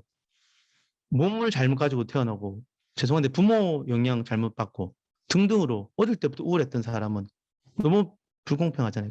근데 그게 불공평이 100년이고 공평한 영혼이 있기 때문에 플러스 마이너스 영혼이 아닐까. 이렇게 함부로 이런 이야기를 아파하시는 분들에게 바로 할 수는 없지만 그런 생각을 가지고 있습니다. 완치가 가능한가? 그런 질문을 많이들 하시죠. 소리가 안 들리시는 분이 한 분 계신 것 같네요. 이거는 다른 분들 소리가 잘 들리십니까? 네, 이거는 제가 어떻게 할 수 없는 부분인데 하여튼 한 분이 소리가 안 들린다고 말씀을 해주셨네요. 음, 네. 예, 성경적으로 저는 그리스도의 장성한 분량뿐만 아니라 예수님이 모든 걸 이루신 것을 통해 볼 때 가능하다고 생각은 하지만 현실적으로는 불가능한 쪽이라고 저는 한 표를 던집니다. 예, 그 완치라는 게 완전히 문제가 사라지는 완치는 불가능하고요. 예, 우리 한계가 있다고 말씀드렸고 오히려 그런 한계 때문에 건강한 절망을 가지는 게 저는 이 땅에서 소망이라고 생각을 해요. 물론 고통스럽지만 그죠? 완벽한 하나님 가운데 불완전한 우리들 그렇지만 하나님은 한 번도 우리를 떠난 적이 없다고 하셨고 이미 은혜 넘친다 차고 넘치지만 문제는 다 안 사라집니다, 여러분. 그죠? 예. 예수를 정말 잘 믿고 믿으면 아무리 좋아도 문제는 똑같아요. 그게 이 땅이잖아요. 근데 이 땅에서 그런 연약함과 문제가 많지만 예수님 때문에 완벽한 삶을 살 수 있다라는 게 그게 복음이라고 생각을 하고요. 오히려 문제를 통해 우리는요. 그래서 문제를 통해 은혜를 경험할 수 있는 그런 특권이 있잖아요. 그래서 남아있는 정신병리가 아무리 크더라도 하나님이라는 무한대가 분모에 깔리면 저는 그것은 함부로 이렇게 말하면 이제 아파하시는 분들에겐 죄송한데요. 완치라고 생각을 합니다. 물론 제가 이렇게 아프면 제가 이렇게 말할 수 있을까 솔직히 그 고민되기도 해요. 이게 함부로 말씀드릴 수는 없는데 우리 이런 시간이니까 그래서 그런 하나님의 놀라운 은혜로 인해서 남아있는 육체의 고난을 수용하고 감당할 수 있지 않을까. 근데 너무 그게 힘들어서 참 예, 저도 예, 이렇게 말씀드리면서 죄송한 마음이 있긴 합니다. 이런 오해들이 있죠. 하나님 날 사랑하신다면 내가 하나님 자녀인데 왜 이렇게 우울하고 아프고 상처가 많을까요? 저를 사랑하신다면서요. 그런데 왜 그때 나를 도와줘? 학대에서 구해주지 않고 그냥 보고 계셨는지. 제가 20년째 치유를 위해 간절히 기도하고 기도해야 하는데 왜 나는 여전히 이런 고통 가운데 있는지. 하나님 우울증을 제게 주셨는데 왜 그런지 모르겠다. 이런 질문들 여러분 많이 받지 않으신가요? 예. 저는 이 질문에 대한 답을 완벽하게 잘 못해요. 하지만 제가 그냥 이런 답들을 좀 드립니다. 그러니까 하나님이 이제 결국은 이건 뭐냐면 하나님 나를 사랑하지 않는다라는 무의식적인 생각이 있는 거거든요. 그죠? 그런 오해를 가지고 살아가는 게 이해가 됩니다. 너무나 많은 고통 가운데 살아가면 희망적인 이야기를 드리면 더 욕을 하세요. 그죠? 예, 제가 한번 약간 비슷한 이야기 했다가 욕 들은 적도 많은데 예, 그래서 경험한 거짓을 진리로 믿고 살아가시다 보니까 하나님 사랑 머리로는 알겠는데 내 삶을 듣다 보면 하나님 나 사랑하지 않는 것 같아 라고 하는 거죠. 고통이 많으면 진리가 받아들여지지 않죠. 그래서 이것이 우리가 상담 가운데 많이 만나게 되는 어, 교회에서 배운 것은 이제 그 논리적 학습이라면 인격의 일부로 전인격적인 경험은 거짓이라도 존재 전부를 각인을 하죠. 그렇죠? 그래서 상처를 경험하고 트라우마를 경험하면 그 자체가 내가 믿는 거짓말로 신념화되죠. 그래서 이 틀이 안경이 되어서 하나님을 바라보는 그러니까 하나님을 볼 때 우울증을 주신 분 같고요. 내가 아무리 기대도 나를 돌아보지 않는 분 같다라는 해석이 나오죠. 근데 사실 하나님은 그렇지 않는 분이시죠. 그래서 이런 오해들을 많이 하십니다. 하나님 아버지는 우리 아빠랑 똑같아. 나쁜 것도 주시는 분이야. 내 기도에 무조건 응답하셔야 되는데 왜 응답 안 하시지? 하나님 내 기도에 이제는 아예 응답하지 않으시네. 하나님 나를 꼭 치료해야만 해. 하나님 나를 사랑하신다면 난 우울할 수 없어. 하나님 나를 학대해서 구해주지 않는다. 나를 방치하신다. 하나님 내게 우울증을 주셨다. 그래서 이런 데 대한 이게 다 사실은 경험을 통한 육신의 거짓말입니다. 이해는 되기는 합니다. 네. 네, 하나님 무한대 분모라고 해서 위로가 되신다고 하네요. 네, 저도 참 위로가 됩니다. 예, 하나님은 예, 좋은 것만 주십니다. 하나님은 언제 안 좋은 것 주시는 적이 없어요. 그러니까 우리가 볼 때 안 좋은 것을 주시는 것처럼 착각하죠. 그 생각의 틀을 이제 고쳐야 되는데 그게 어려운 거죠. 나쁜 일은요, 하나님 또 오지 않습니다. 하나님 독생자를 주셨는데 어떻게 나쁜 우울을 주시겠어요? 우울이 나쁘다기보다는 죄와 연관된 세상에서 온다고 저는 생각을 하고요. 이 에덴을 상실한 척박한 땅에 살다 보면 나도 그렇고 남도 그렇고 자유의지가 타락했잖아요. 특별히 나를 함부로 학대하는 사람은 그 사람이 원해서 나를 학대하는 거고요. 나도 나를 학대하잖아요. 나도 남을 학대하잖아요. 그러니까 이런 자유의지가 타락을 했죠. 왜? 우리 생각과 감정이 타락을 했으니까 심은 대로 거두는 거죠. 죄를 지었기 때문에 이 땅에 쫓겨났고 이 땅을 살아가다 보니까 가인이 그렇게 두려워했던 것처럼 죽을까 봐. 우리 역시도 그런 죽음의 두려움이 있지 않을까 이거죠. 근데 하나님은 이런 세상에서 우리를 구해주기를 원하시기 때문에 예수님을 보내셨잖아요. 근데 하나님이 이런 세상의 질서를 만드셨고 이걸 파괴하실 수 없는 분이죠. 그걸 파괴하시면 더 이상 우리 하나님이 아닌 거죠. 자기가 만든 질서를 자기 마음대로 바꾸시면 우리는 어떻게 살아갑니까? 그리고 하나님은 이게 좀 혹시 어렵다고 생각하는데 악으로부터 우리를 막아주는 정도의 낮은 사랑은 아니신 것 같아요. 그러면 예수님 십자가 지면 안 되시죠. 예수님 십자가 진 거는 100%악 때문에 십자가를 지셨잖아요. 하나님은 십자가를 막아주시지 않으세요. 그렇죠?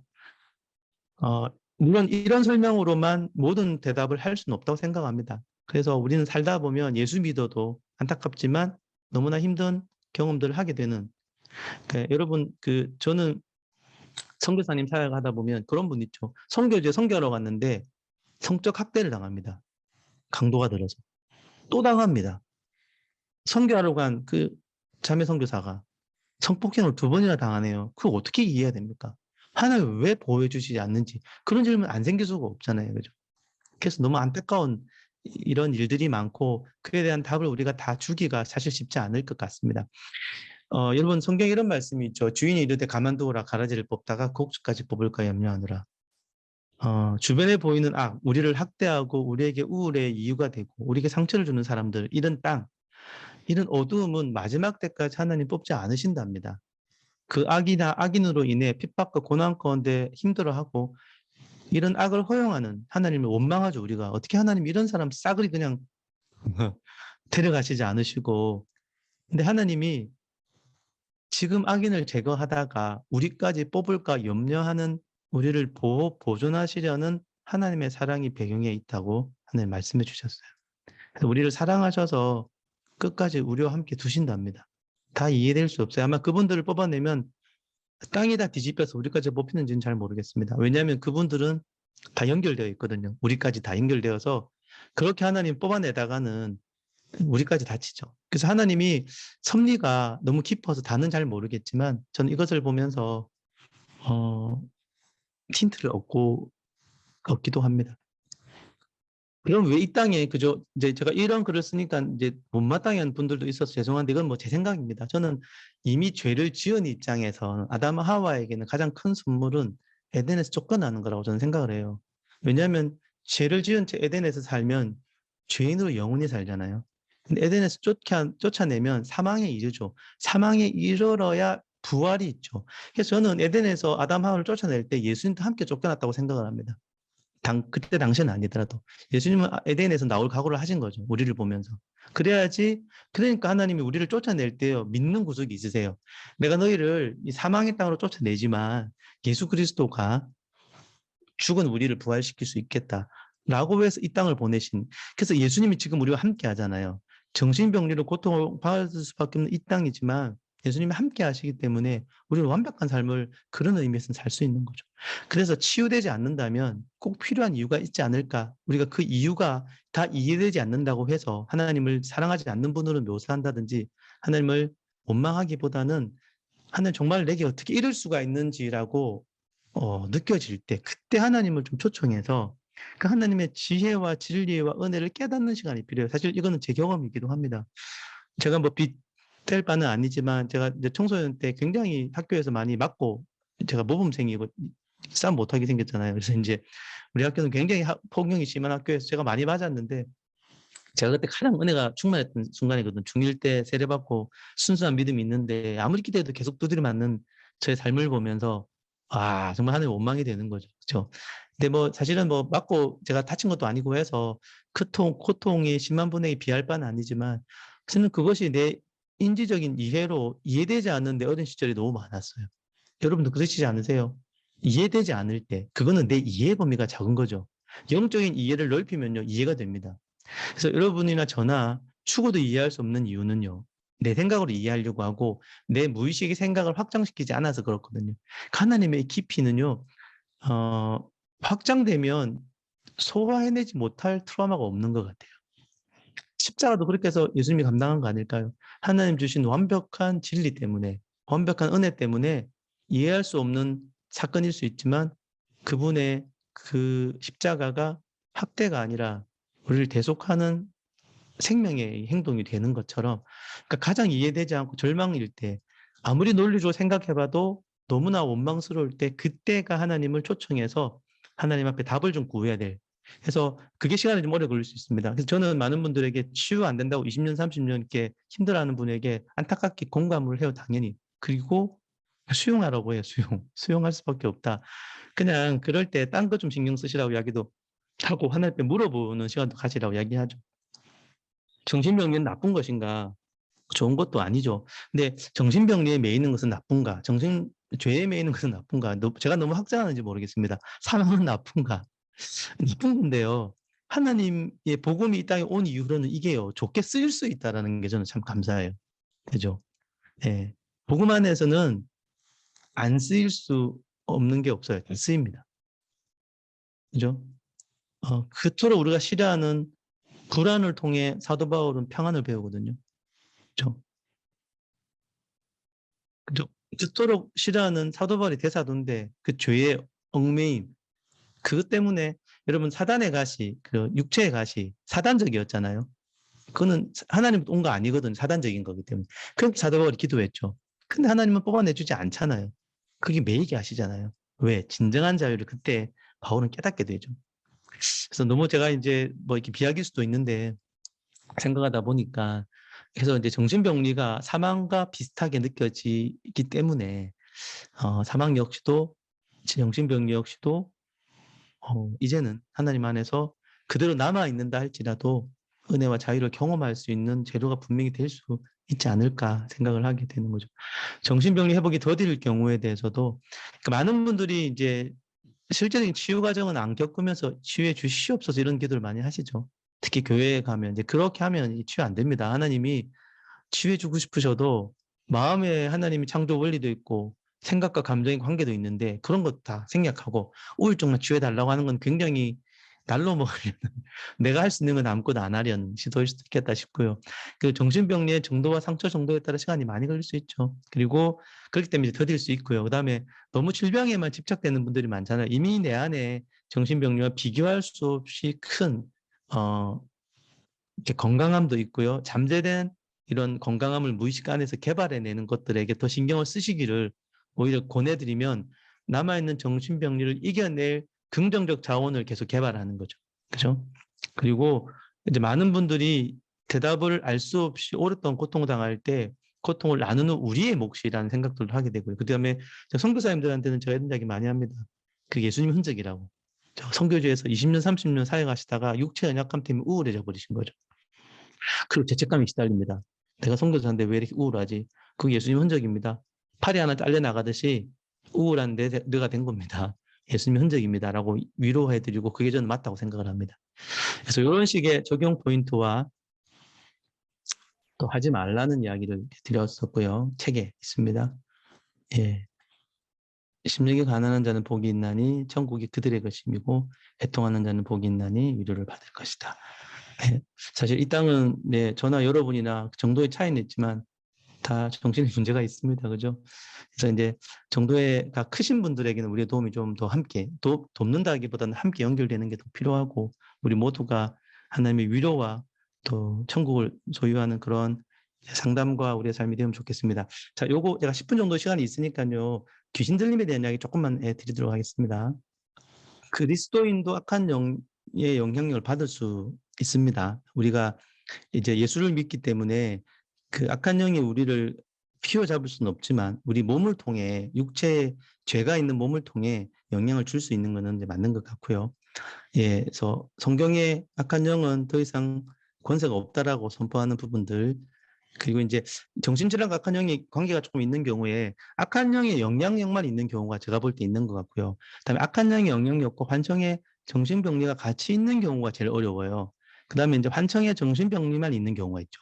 그러니까 악한 영의 영향력만 있는 경우는 이제 죄를 해결하고 축사를 하면 뭐 될 수 있는데, 조금 이 이야기가 여러분들에게 불편할 수 있겠네요. 여러분들 신학적 배경이 좀 달라서. 근데 성경에는 이제 예수님이 귀신을 쫓아내라고 말씀하셨다고 되어 있어서 제가 그걸 기반으로 이렇게 이야기를 좀 드리겠습니다. 한정등의 정신병리가 있으면 또 그렇게 치료를 하면 되는데, 그러니까 우리가 이제 아는 대로 보고자 하는 이제 그런 마음이 있기 때문에 또 정신과 의사들은 이제 귀신 들림을 잘 인정하지 않고요. 또 목사님들은 또는 이제 교회에서 사역하시는 분들은 자꾸 귀신 들림으로만 보려는 이게 그 경향이 있는 거죠. 몇 가지 예를 좀 말씀드릴 건데 그 조현병이셨는데 축사 후에 귀신 들렸다고 믿게 된 분. 사실은 이제 약물 치료하고 좋아져서 귀신 들리지 않았던 걸 이제 깨닫게 되는 경우. 이런 것도 사실은 이제 교회에서 일어날 수 있는 조금의 실수이죠. 60대 여성 이분은 이제 내면에 제가 상담하다가 세 가지 인격을 발견했던 경우인데요. 제가 볼 때 이제 한 분, 한 인격은 이제 본인 안에 내면에 있는 해리된 어떤 그 자기가 있었고, 하나는 본인이 이제 그 남편이라고 생각하는 대상이 또 하나가 있었고, 하나는 모르겠다는 거예요. 제가 이제 축사도 하고 이러면서, 하나는 귀신의 약한 영향력이고, 하나는 해리된 현상이고, 이게 같이 있었던 거죠. 해리하는 현상과 귀신 들림이 같이 있었던 현상도 있었고요. 그 50대 여성인 분은 한창 망상이 심하고 조현병인데 이분은 자꾸 종교적인 이야기를 하고 싶어 했어요. 저한테 예수에 대한 이야기도 많이 하는데 제가 이제 그 언급을 안 했죠. 그러니까 필요하다면 그런 언급을 안 하시는 게 필요할 때가 있고요. 아까 말씀드린 기도원에서 시간을 먼저 보내다가 정상학화 되면서 상당히 많은 혼란스러운 예들이 있는 것 같습니다. 몇 가지 구분점만 설명드리고 이제 오늘 강의는 마무리하겠습니다. 악한 영과 이제 정숙과적인 증상은 좀 많이 다른 경우가 쉬운 경우는 있습니다. 축사를 해보면요, 축사의 악한 영은 두려워해요. 근데 정숙과적인 증상은 축사한다고 두려워하지 않습니다. 왜? 증상은 증상일 뿐이니까. 근데 악한 영은 비인격적인 인격이기 때문에 예수님에 반응을 합니다. 성경처럼. 그다음에 악한 영의 경우는 죄를 회개하고 등등등등 악한 영의 영향력, 귀신의 발판을 제거했을 때 내어 쫓기지만 정신증의 환청이나 이런 현상들은 그렇게 한다고 내어 쫓기지 않습니다. 증상이니까. 그죠? 그리고 보통 귀신 들림이라는 게 기독교인에는 일어나지 않습니다. 악한 영의 영향력만 일어납니다. 예, 성경적으로 우리는 귀신 들릴 수가 없습니다. 그리고 정신적인 증상은 질병의 한 현상이기 때문에 그 증상과 치료자가 대화를 못 나누어요. 그러니까 내담자의 환청과 제가 대화를 못 나눕니다. 근데 악한 영이 이야기하는 거는 제가 그 악한 영과 대화를 할 수가 있어요. 대화는 하면 안 되지만 비인격적인 인격이기 때문에 대화가 가능한 것으로 좋은 점이 될 수가 있겠고요. 악한 영이 들린 분들은 좀 사악한 영향력이 좀 드러납니다. 그분이 사악한 건 아닌데 그분에는 악한 영이. 근데 정신증을 가진 분들은 사악하지는 않습니다. 물론 성격적인 문제 때문에 폭력적일 때가 있지만 치료하다 보면 그분은 오히려 약하지 않고 약한 분들임을 통해 좀 구분해 볼 수도 있겠고요. 그다음에 정신증이 오래되면 인지기능이 좀 이렇게 안 좋아지는 경우가 있고, 네, 귀신 들리면 그러지 않는 것 같고요. 그다음에 약을 써보면 조금 구분을 좀 할 수 있는 부분도 좀 있는 것 같습니다. 그다음 이런 여러 증상이 이런 헷갈리는 증상을 만들기 때문에 우리가 좀 많이 분별할 수 있는 그런 경험이나 지식이 좀 필요한 것 같습니다. 팀 접근이 중요하다고 생각하고 축사는 하나님이 그 권세 있는 자는 누구나 할 수 있도록 허락하신 사역이기 때문에 분명한 것은 신비주의에 빠져서 잘못하시면 안 되고 정확한 성경적 근거하에 이 일들을 상담이나 사역을 할 때 좀 해보면 어떨까 저는 그런 생각을 하게 됩니다. 그래서 예수님 명하신 사역이고 균형 잡힌 사역이 중요하고 신비주의가 안 됩니다. 그리고 막 이상한 인본주의적으로 그죠? 그렇게 할 수 없고 또 여기에 너무 치우치는 것도 저는 맞지 않다고 생각합니다. 오히려 진리와 은혜에 잘 설 수 있도록 도와주면 기준의 영향이 자연스럽게 빠져나가는 경우도 많이 보는 거죠. 그래서 우리가 이런 것을 할 때 오해가 많을 수 있고요. 두려움이 있을 수 있고 은사를 혹시 해야 되는 건 아닐까? 믿음 좋은 목사님은 하시는 건 아닐까? 성경은 그렇게 말하지 않습니다. 성경적 원리로 차후에 필요하시면 배우셔서 하시면 좋겠다. 그리고 적용 포인트, 하지 말라는 포인트까지 말씀을 드렸습니다. 네. 안녕하십니까. 저는 대한기독정신과의사회 총무이사를 맡고 있는 조준범이라고 합니다.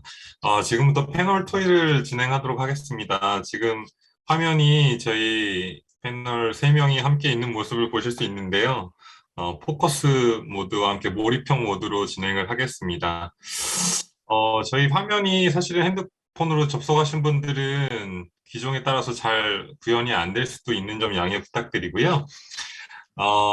일단 오늘 패널 토의를 맡아주신 유은정 원장님을 소개해 드리겠습니다. 네. 유은정 원장님은 현재 서초 조은의원 굿이미지 심리치료센터 대표이시고 학력은 이화의대를 졸업하시고 동대학원 의학박사 취득하셨고요. 미국 퓰러 신학대학원 신학석사학위를 취득하셨습니다.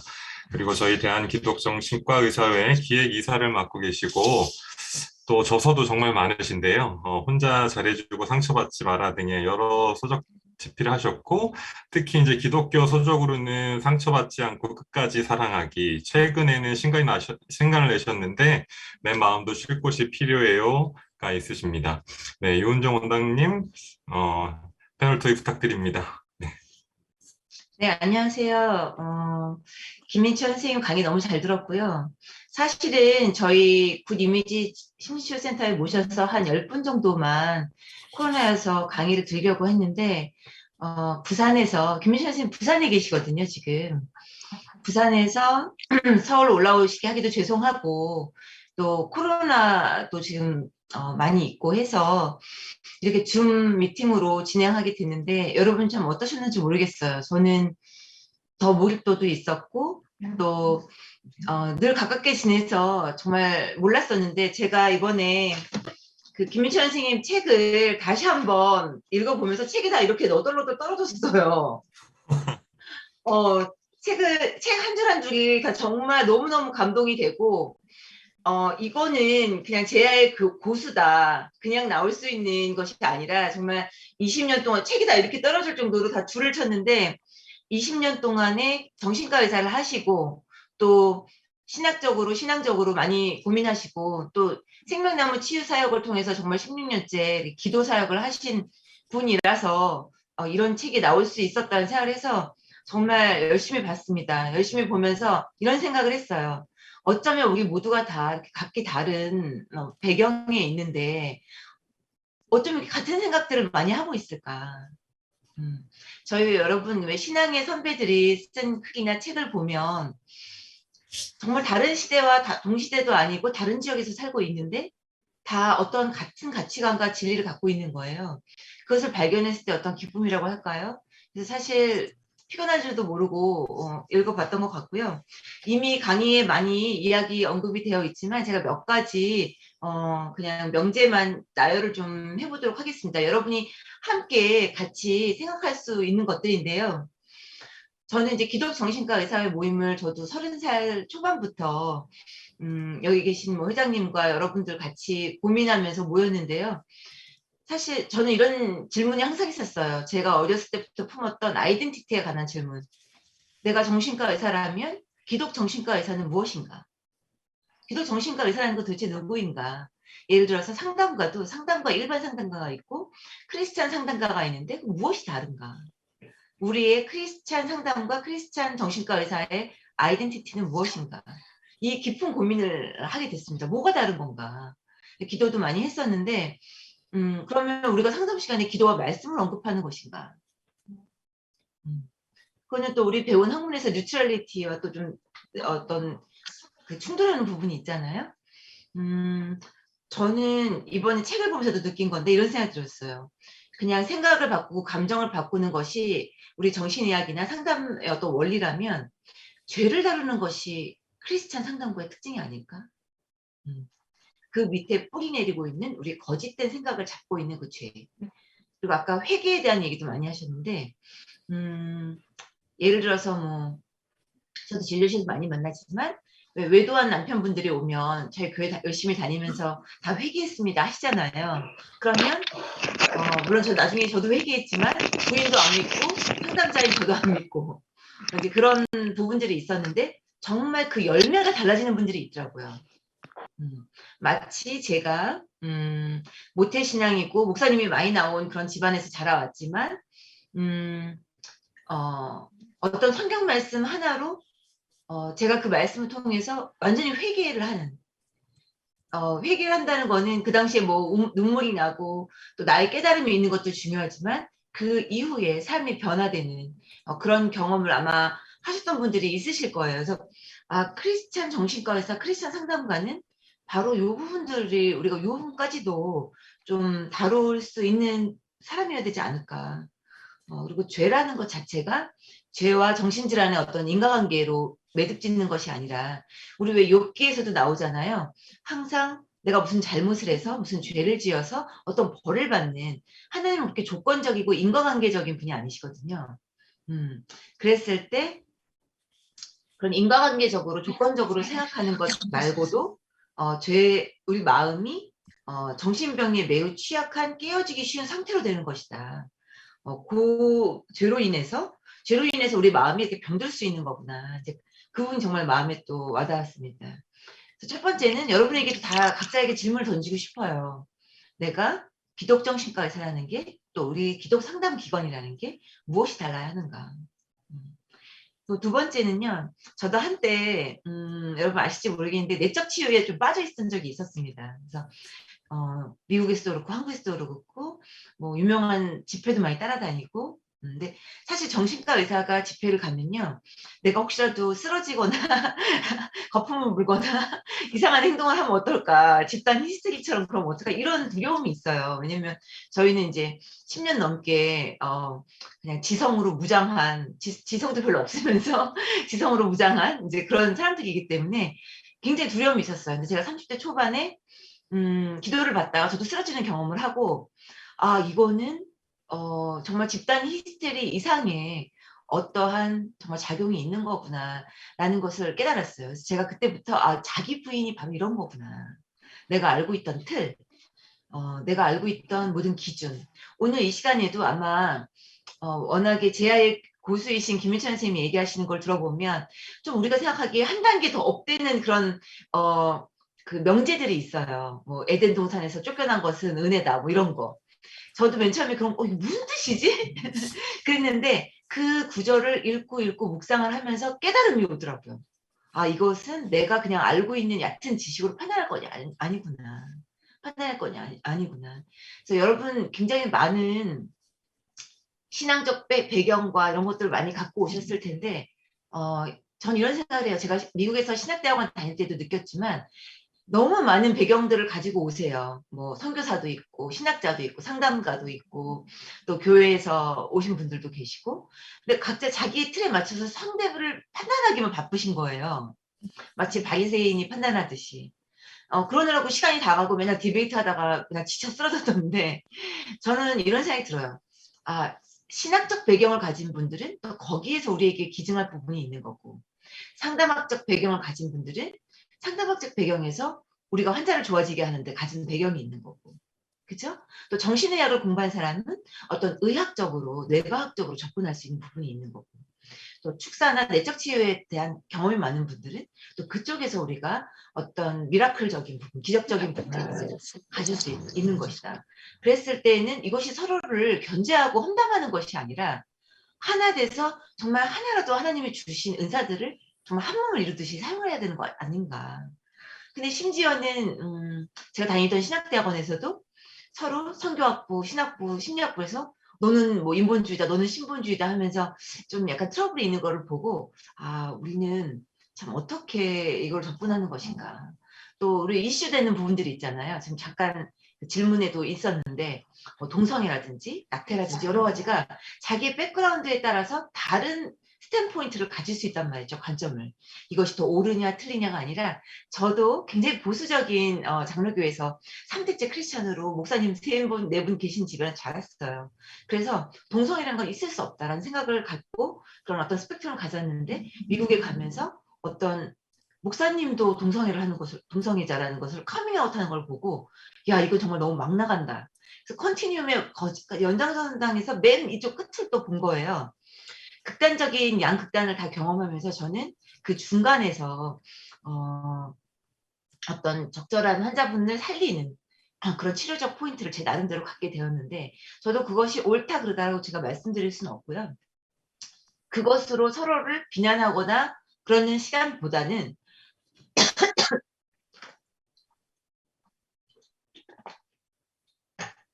정말 한 생명을 살리기 위해서 한 마리의 양을 위해서 희생하신 예수님의 마음을 좀 품는 것이 더 중요하겠다.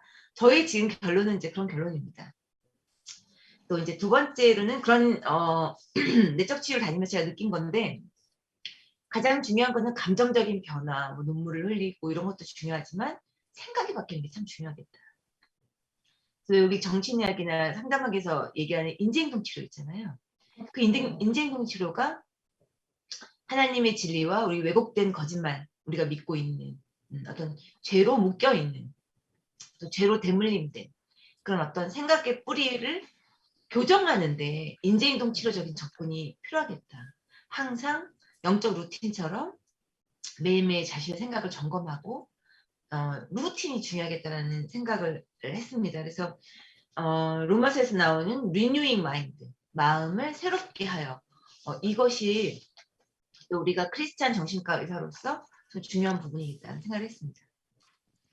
아까 제가 잠깐 인도했는데 어찌 보면 아담과 하와에게 주신 가장 큰 사랑이 에덴을 상실한 것이다. 이렇게 얘기한 거 제가 엄청 충격을 받았거든요, 사실. 네. 근데 그 깊은 뜻의 베이스는 뭐냐면 저희 오래된 질문이 있었어요. 우리가 죄 가운데 빠진 분들, 또 상담가로서 도와줄 수 없는 부분들이 정말 어깨를 너무 무겁게 할 때 제가 깨달았던 거는 왜 그러면 전지전능한 하나님은 에덴 동산에서 우리가 그 선악과를 따먹는 걸 말리지 않으셨을까? 원망이 되더라고요. 왜 말리지 않으셨을까? 에덴을 거두어 가신 것은 하나님의 원하시는 건 아니지만 어찌 보면 좀 필요한 일이 아니었을까?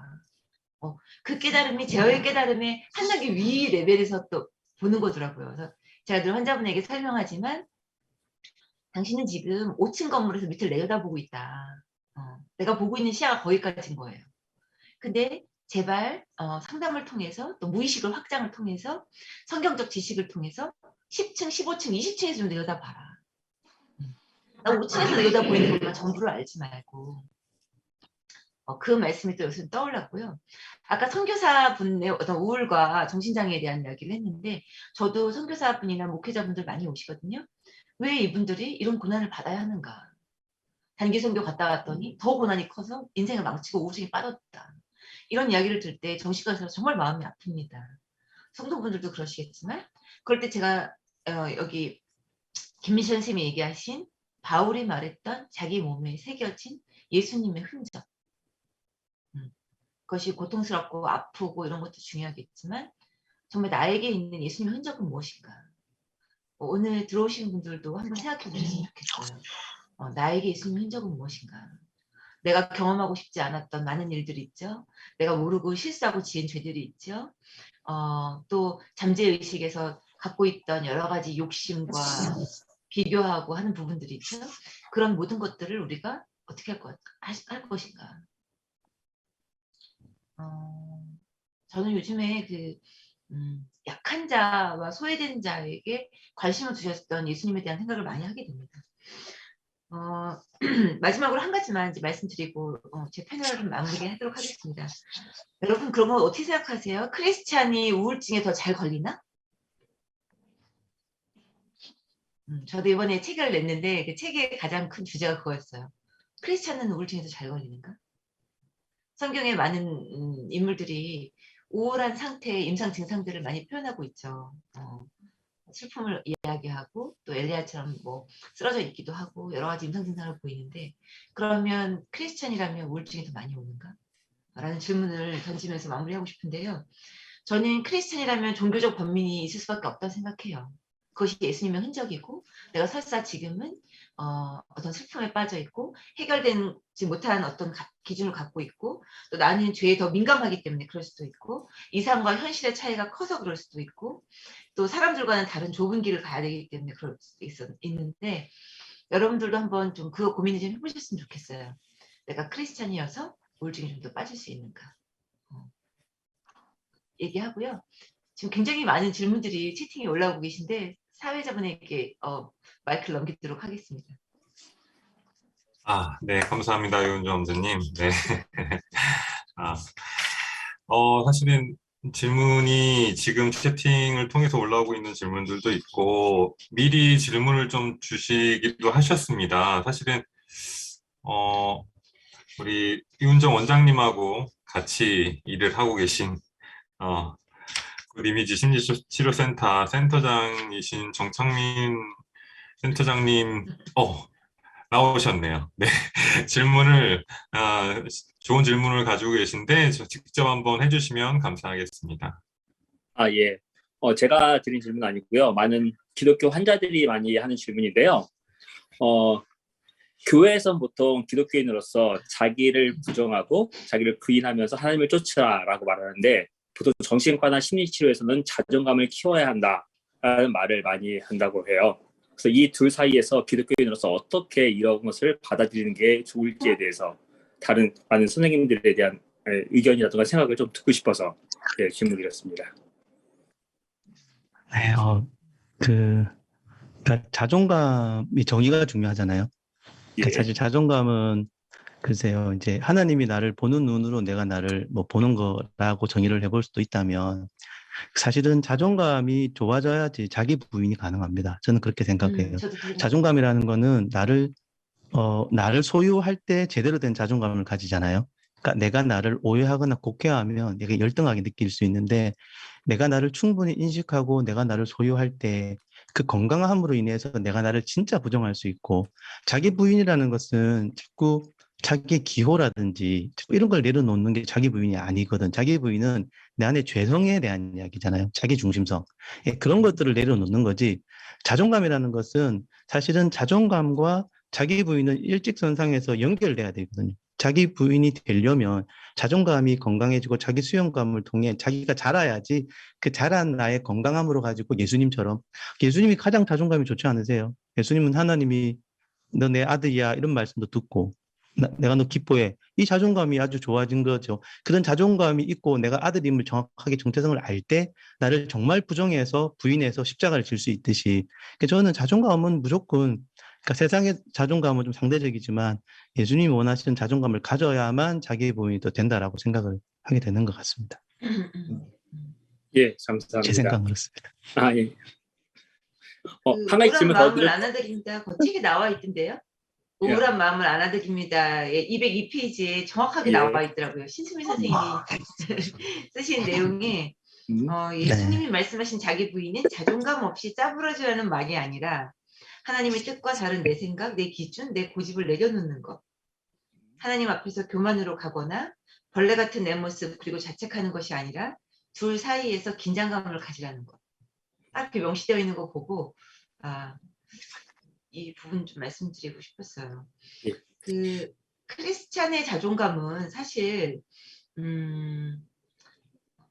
하나님의 자녀됨을 아는 것. 저는 이제 그렇게 제 나름대로 명시를 하거든요. 하나님의 자녀된다는 걸 아는 것이 여러분 그냥 난 자녀야, 나는 하나님 아버지야 이게 아니라 모든 걸 다 소유하는 거잖아요. 여러분 자녀됨이 DNA를 물려받고 자신의 형상을 물려받고 또 뭘 물려받죠? 상속을 합니다. 그 상속이라는 거의 의미가 여러분 잘 모르실 거예요. 입양하고 상속하는 게 무엇인지. 내가 가진 모든 것을 너에게 준다는 거거든요. 다른 사람이 아닌 너에게 내가 가진 모든 것을 준다. 그때 우리는 하나님의 자녀로서의 자존감으로 크리스찬 자존감은 좀 다를 수 있다라는 생각을 합니다. 센터장님은 좀 어떻게 생각하세요? 예, 저도 비슷하게 그 기독교적인 부분하고 심리학적인 부분이 전혀 다른 부분은 아니고요. 먼저 자기 이해를 통해서야지 자기를 부인할 수도 있고 또 자기를 바로 세울 수 있는 그런 과정이라고 생각하고요. 또 혹시 한 가지 더 질문드려도 괜찮을까요? 네, 질문해 주시죠. 이거는 저희 병원이 또 심리치료와 치료를 같이 하다 보니까 많이 드는 질문인데 보통 교회에서 신앙인은 하나님이 만져주실 때 치료와 회복의 경험을 한다라고 말하는데 보통 약물 치료라던가 진단을 받게 되면은 그러면 하나님이 나를 정말 만져주신다고 느낄 때가 오는 건지 만약에 그런 느낌을 잘 못 받으면 내가 이거 치료가 정말 잘 되고 있는 건지 어떤 건 어떻게 그걸 구할 수 있을지에 대해서 물어보는 신앙인들이 꽤 많습니다. 네, 하나님의 터치, 하나님 만지심이 이제 아마 우리 인간의 어떤 감각적인 체계로 설명하는 것 같아요. 실제 신체 감각이 예민한 분들은 하나님이 사랑으로 임할 때 지적인 깨달음이나 정서적인 변화뿐만 아니라 몸의 감각을 느끼기도 하거든요. 그래서 그럴 때 우리가 하나님이 마음을 만졌다, 뭐 터치했다고 하는데 사실은 하나님의 방법이 여러 가지라고 저는 생각을 하고, 그러니까 약물을 쓰는 것과 기도하는 것은 똑같이 하나님이 역사하셔도 터치감이 다르죠. 그러니까 약물을 먹을 때는 터치받았다는 느낌은 없을 수 있는데 약물을 통해 하나님 역사하시면 그것은 하나님의 터치고요. 근데 이제 치유사역이라든지 기도라든지 예배 드릴 때 생각과 감정이 변할 때 오는 그런 감동이나 깨달음이나 진리 안의 자유함이나 이런 것들을 아마 터치 받았다고 하는 것 같습니다. 자, 그런데 저는 말씀 사역을 많이 하면서 깨달은 게 뭐냐면 그렇게 터치감이 있을 때도 있지만요. 그 상담하거나 치유 사역을 하고 비포 애프터가 똑같아. 냉랭해. 근데 그분의 삶이 바뀌더라고요. 그래서 터치감이 꼭 100% 있을 필요는 없다. 더 중요한 것은 삶에 회개에 합당한 열매가 생기는지를 보는 게 중요하고, 그래서 어떤 사람은 막 이렇게 천국을 경험하듯이 감동을 받는데 삶이 안 달라져요. 그런 건 하나님 터치라 보기 힘들 것 같고요. 그러나 이제 삶이 바뀌는 것들 조금씩 보여질 때 그분이 냉랭했다 할지라도 저는 하나님의 터치라고 이제 보게 되는 것 같습니다. 답이 될지 모르겠습니다. 예, 감사합니다. 네. 생각보다 시간이 많이 갔는데 질문들 올라온 것들 몇 가지 조금 나눠보고 싶습니다. 그 선교사님들과 연계 사역을 어떻게 하고 계시는지 좀 질문이 있었는데 아까 간단히 얘기가 나왔던 것 같긴 한데 김민철 선생님 좀 어떻게 하고 계신지 얘기를 좀 해주시면 좋겠습니다. 저는 이거는 아마 개인적인 제 선에서 정도 하는 것 같고요. 여기 이제 그 대한기독정신의사회가 있어서 혹시 저보다 더 좋은, 그러니까 우리 단체에서 하는 그런 사역도 있지 않으신가요? 그런 걸 좀 말씀해 주셔도 좋을 것 같은데요. 저는 개인적인 연계, 뭐 교회를 통한 연계 이런 거는 좀 있는데 이제 우리 대한기독교정신의사회가 연계하거나 사역하고 있는 걸로 제가 아는데 그런 데 대해서 누가 설명해 주시면 더 좋을 것 같습니다. 없나요? 아, 그리고 또 한 가지 질문은 아까 귀신 들림에 대한 얘기를 강의 중에 해주셨는데 이제 현대 사회에서는 과거에 비해서 귀신 들림의 역사가 좀 줄어들었다고 생각을 하시는지 그런 질문이 올라와서 한번 여쭤보겠습니다. 예.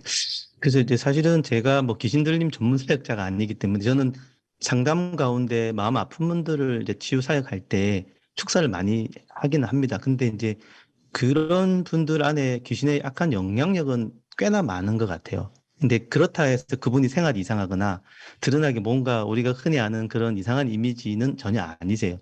그 정도로 악한 영의 방해들은 좀 많이 있는 것 같고, 특별히 마음이 깨어질 때는 관계가 깨어지는 곳이 사망이 좀 득세하니까 악한 영에 좀 영향을 좀 주는 건 분명히 있는 것 같고, 흔히 우리가 상상에 이렇게 귀신이 심하게 들린 분들은 요즘 이제 잘 보지는 저는 못하다고 생각을 하고, 실제 그런 데 대해서 우리 선배님들이나 이렇게 하신 분들을 봐도 정말 온전히 거라사 광인같이 귀신 들린 분들은 요즘은 보기 힘든 게 저는 맞다는 생각은 듭니다. 그리고 또 질문 중에 그 동성애자나 성전환수술 하신 분들 이제 내담하는 경우가 많은데 좀 어떤 치료 접근을 하시는지 질문이 올라왔습니다. 아까 유은정 원장님 패널 토익 때 잠깐 얘기하셨는데 혹시 더 하시고 싶은 말씀이나 김민철 선생님 의견은 어떠신지 좀 말씀해 주시면 감사하겠습니다. 뭐 저는 제가 옳다고 생각하지는 않지만 그 다양한 관점에서의 그런 동성애에 대한 그런 해석과 관점을 보면서 어느 것이 옳다 그르다로 지금 판단할 건 아니라고 생각해요. 그것이 자기가 괴로우냐 안 괴로우냐, 일단 그 부분이 제일 중요하고요. 그러니까 이제 보통 이구 신토닉하냐 이구 디스토닉하냐라는 부분인데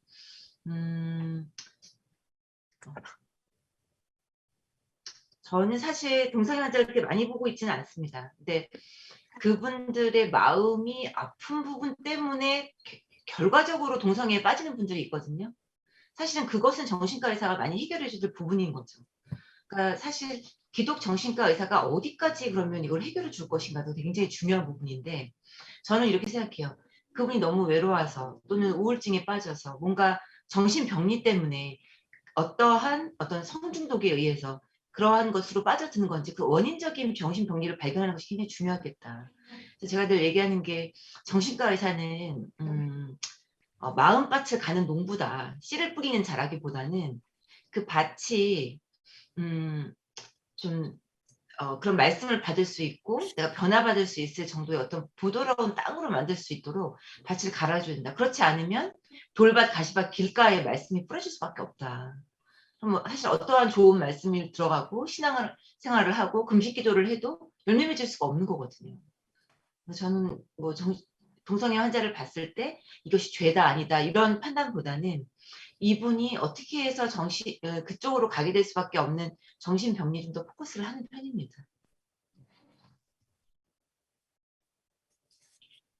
김민철 선생님은 혹시 하실 아, 말씀 없으세요? 네, 저는 이제 오실 때 스스로가 괴로워서 에고 디스턴이 간 거죠. 바꾸기를 원하는 분, 그 다음에 바꾸지 않기를 원하는 분에 좀 존중을 하는 편입니다. 그리고 그렇지 않으면 라포가 형성되고 나면 이제 필요하다면 한번 던져는 봐요. 고민들이 있을 거 아니에요. 그러면 이제 바꾸고 싶은데 잘 안 돼요. 괴로워요. 그러면 이제 바꿀 수 있는 방법을 한번 본인이 원하니까 찾아볼까요 해서 아까 말씀드린 유 원장님처럼 이제 여러 가지를 접근을 해보는데 뿌리가 깊은 경우는 사실은 본인이 원해도 잘 안 바뀔 때가 많아서 그러다가 보통 드랍아웃 많이 되는 것 같고 근데 끝까지 함께 해주면서 같이 이렇게 웍을 할 수 있는 부분은 이제 다루어 주지만 실제 제가 기도사역까지 하신 분도 있어요. 자기 정말 동성애를 없애고 싶다고 해서 그분은 이제 트라우마도 있고 아픔도 있었기 때문에 기도사역하면서 건드리는데 원체 이 겹겹이 쌓여 있는 정신병리 때문에 사실 그것도 진행되기가 좀 어려웠던 경험이 있고 그래서 이제 뭐 저는 그 정도로 함께 해주는 게 제일 많은 것 같고요. 예, 그래서 그분의 원함과 그분의 준비됨에 따라 달라지기 때문에 아무리 제가 도와드려도 예, 그런 여러 가지 얽힌 게 있으면은 한계가 있다는 생각은 듭니다. 그러면 오히려 이제 그것을 가지고 이 땅에서 잘 살아가도록 어쩌면은 함께 힘을 실어드리고 당연히 정죄하지 않고 행위에 대해서 그분이 궁금해하면 성경적 입장을 나누기도 하지만 뭐 제가 그분을 어떻게 할 수 있는 건 아니기 때문에 예, 그분이 허용되는 범위 내에서 최선을 다해 도우려고 하고 있는 것 같습니다. 저는.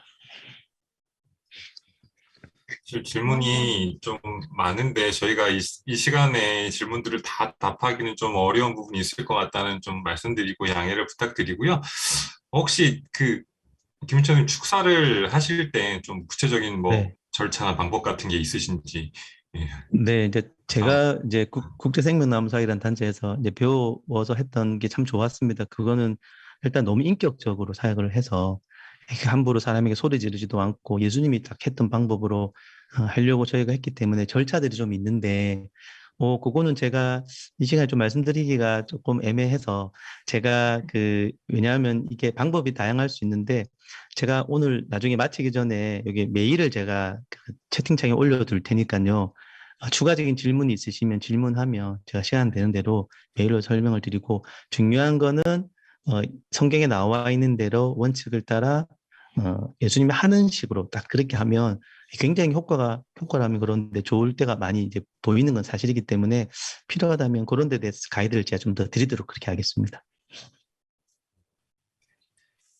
그리고 뭐 구체적인 질환들에 대한 또 질문들이 있는데 그런 부분들에 대해서는 좀 나중에 추후에 기회가 되면 또 답을 드리는 시간이 있었으면 좋겠다는 생각이 듭니다. 사실 저희가 이제 좀 정해진 시간이 다 돼서 오늘 세미나를 좀 마무리하려고 합니다. 그래서 오늘 교육에 대한 좀 소감이나 앞으로 교육에 대해서 또 어떤 교육이 있었으면 좋겠는지 건의사항이라든지 그런 것들이 있으시면 저희 이제 줌 링크 받으셨던 운영자 메일을 통해서 저희에게 보내주시면 저희가 답을 드리도록 하겠습니다. 제가 간단하게 마무리 기도하고 이번 시간 마치도록 하겠습니다.